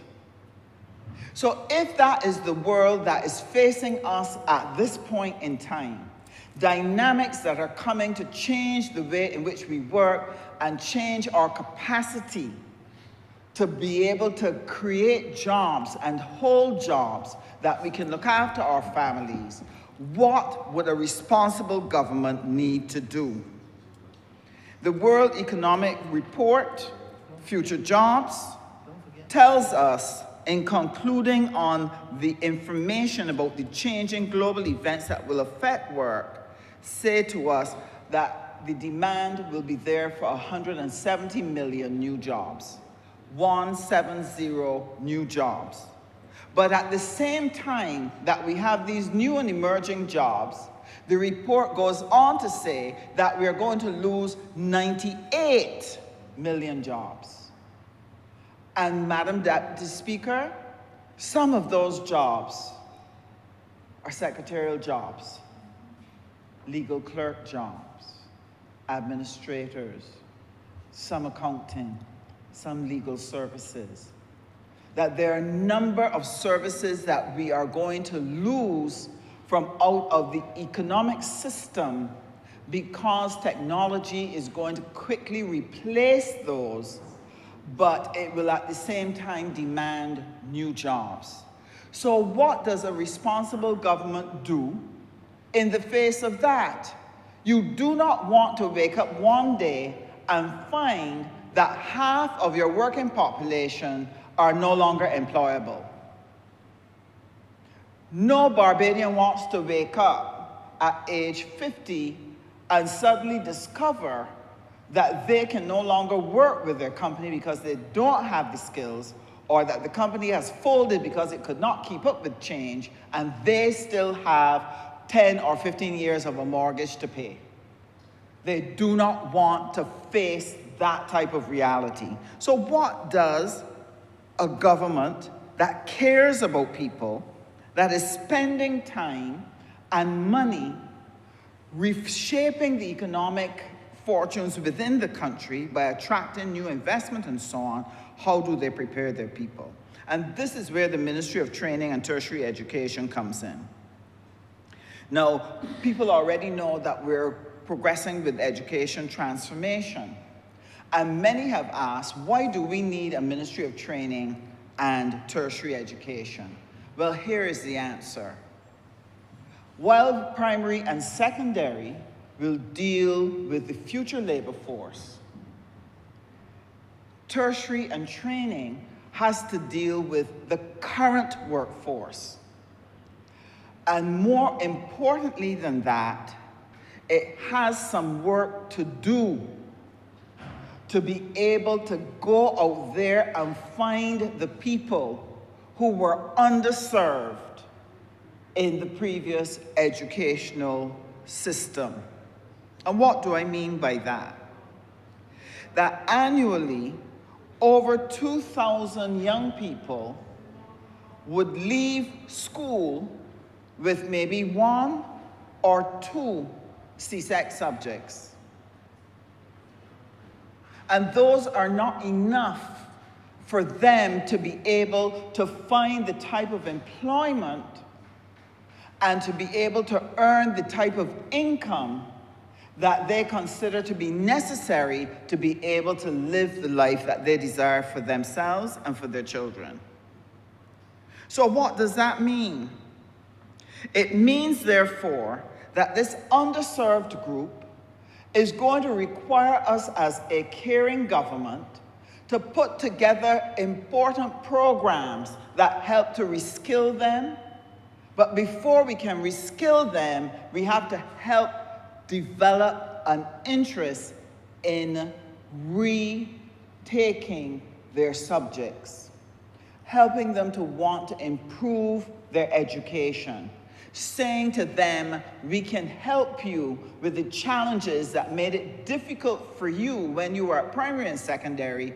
We have a way in which we can help you improve your study skills that you can succeed in Barbados just like anybody else.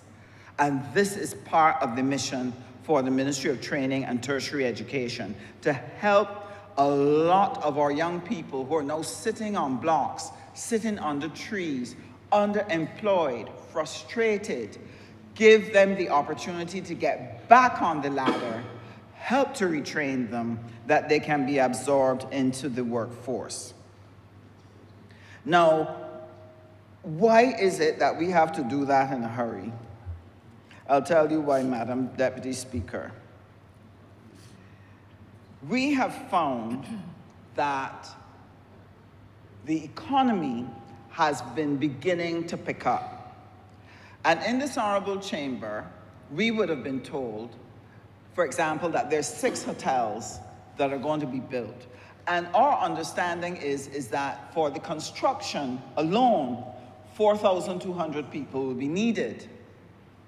But at the end of the day, when those hotels are constructed, we are going to need close to 5,000 people to work in those hotels. Now, how are we going to make sure that we can equip our young people with the necessary skills to do that?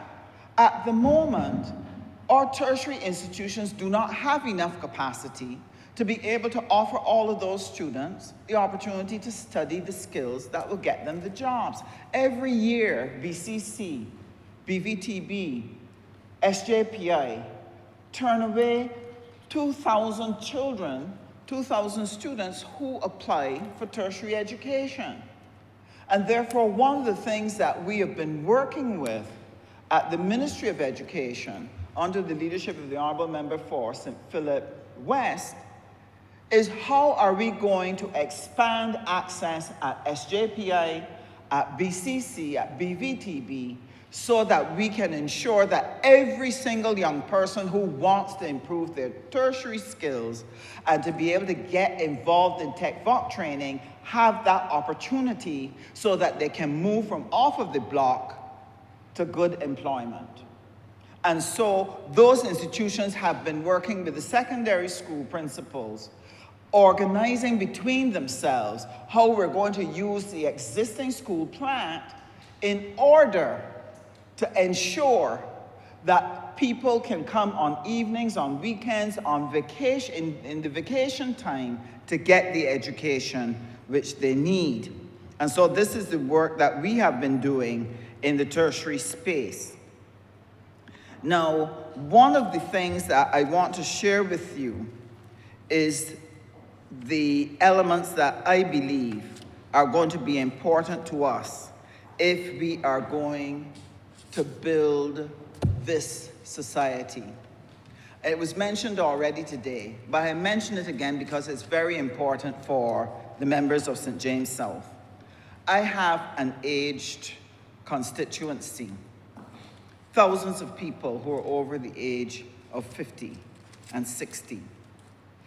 And one of the things that would be very important to them, we haven't mentioned it a lot in the debate as yet, is that adjustment to the taxable income, their pensions. One of the things that they have complained bitterly about is the fact that they've worked for this money already, and yet they have to be paying tax on it. And so the response of our government to ensure that little by little we have been easing that demand on their pension so that they have more disposable income, that they can respond to the rising cost of living, is extremely welcome to the people of St. James South, that they now do not pay income tax on $50,000 a year of pension. And I want to express my gratitude for it. In addition, the podiatry project is important to my communities because I have a number of people with diabetes, we have a number of people with problems with their feet, and because of the limited income, it is difficult for them to be able to afford to go to a podiatrist unless it is absolutely urgent. And therefore, that podiatry project is going to be of great assistance to their health and allow them to live out a more normal life. But the one that is sweetest to me is that mortgage insurance program. Why? I have many young people. I have many people who are currently living at home. They're seeking to get their own home.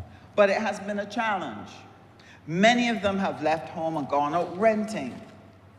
And so they seek to do their rent, pay their bills, but they cannot save enough money to get that deposit. And as the Honourable Member for Christchurch West shared, this mortgage insurance program is going to provide them with the opportunity through the credit unions and through the banks who are willing to be able to give them the opportunity to have a 100% mortgage so that they can pay what they normally pay in their rent and can get a home. And I cannot express to you the level of frustration many of them have shared because they have not been able to afford a home. This will make a difference. And one of the things that we are committed to is to take the elements of this budget and share it with the people in St. James South, explaining in detail what is needed. And the last thing, Madam Deputy Speaker, that I want to share on the budget is this. We invited people to get involved in the energy revolution, and things did not go as planned. We butt up on 2 or 3 major obstacles that sought to prevent the ordinary Barbadian from being able to be a part of the energy revolution and become an asset holder in this country in the way that they wanted to. And Madam Deputy Speaker, this was very disappointing to them, very disappointing to me. I want to congratulate the Ministry of Energy and Business, as well as the Ministry of Finance, for this creative response that they have brought to this budget to try to relieve the people who have stepped out and started to make that investment in renewable energy and then found themselves with the demand to be repaying that loan without being able to earn from those energy projects. That caused a great deal of pain. But because of this provision that is here in this budget, dozens of Barbadians who stepped out and started to take land that they owned, borrowed money to start putting the panels on it, the homeowners who put the PVs on their roofs, found themselves in a scary position where the energy money was not coming in and they still had to look to pay. And at times, some of the banks were not as patient as they needed them to be. But because of this program, this is a game changer. And this is going to turn around the fortunes of this energy project.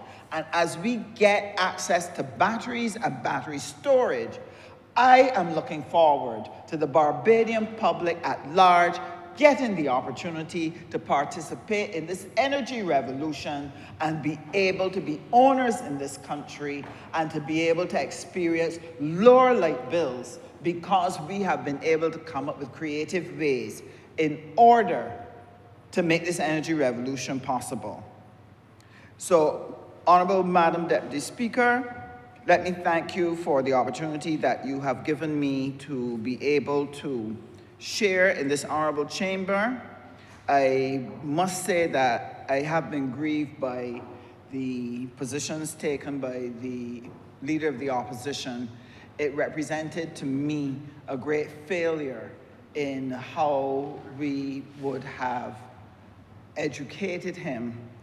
I really feel disappointed because he shares the same high school as I do, and I'm embarrassed by the fallacies that he brought here and showed the disrespect for the Barbadian people by thinking he could share things that were untrue and put it in the public space and think that Barbadians would swallow it whole. I felt particularly affronted by his attempt to make Barbadians feel that there's no constitution in Barbados and that they are at some kind of risk because the new Republican Constitution has not yet been passed, making people feel that there was some danger. I felt, not that it was unfortunate, I felt it was dishonest. That is the truth. And I was ashamed. I was ashamed. I want the people of Barbados to understand that the constitution that Barbados had from the beginning of its presence as a country is the one that still is in force today. And that their rights and their protections are fully functional under the old constitution and will only be improved by the new constitution when it is settled. And that we are taking our time to fully consult to make sure that that new Republican constitution reflects the desires and the aspirations of the ordinary Barbadian citizen. And while we are doing that process, they will have lost nothing by our transition into a Republican status because our old constitution still protects them. So with that, Madam Deputy Speaker, I give you thanks and I fully support these budgetary proposals. Honourable Leader of Government's Business. Madam Deputy Speaker, I beg to move that we now suspend for our lunch break until 2:35. Honourable members, those in favour, please say aye. Those against, please say no. We think the ayes have it. This honourable chamber will now be suspended until 2:35 p.m.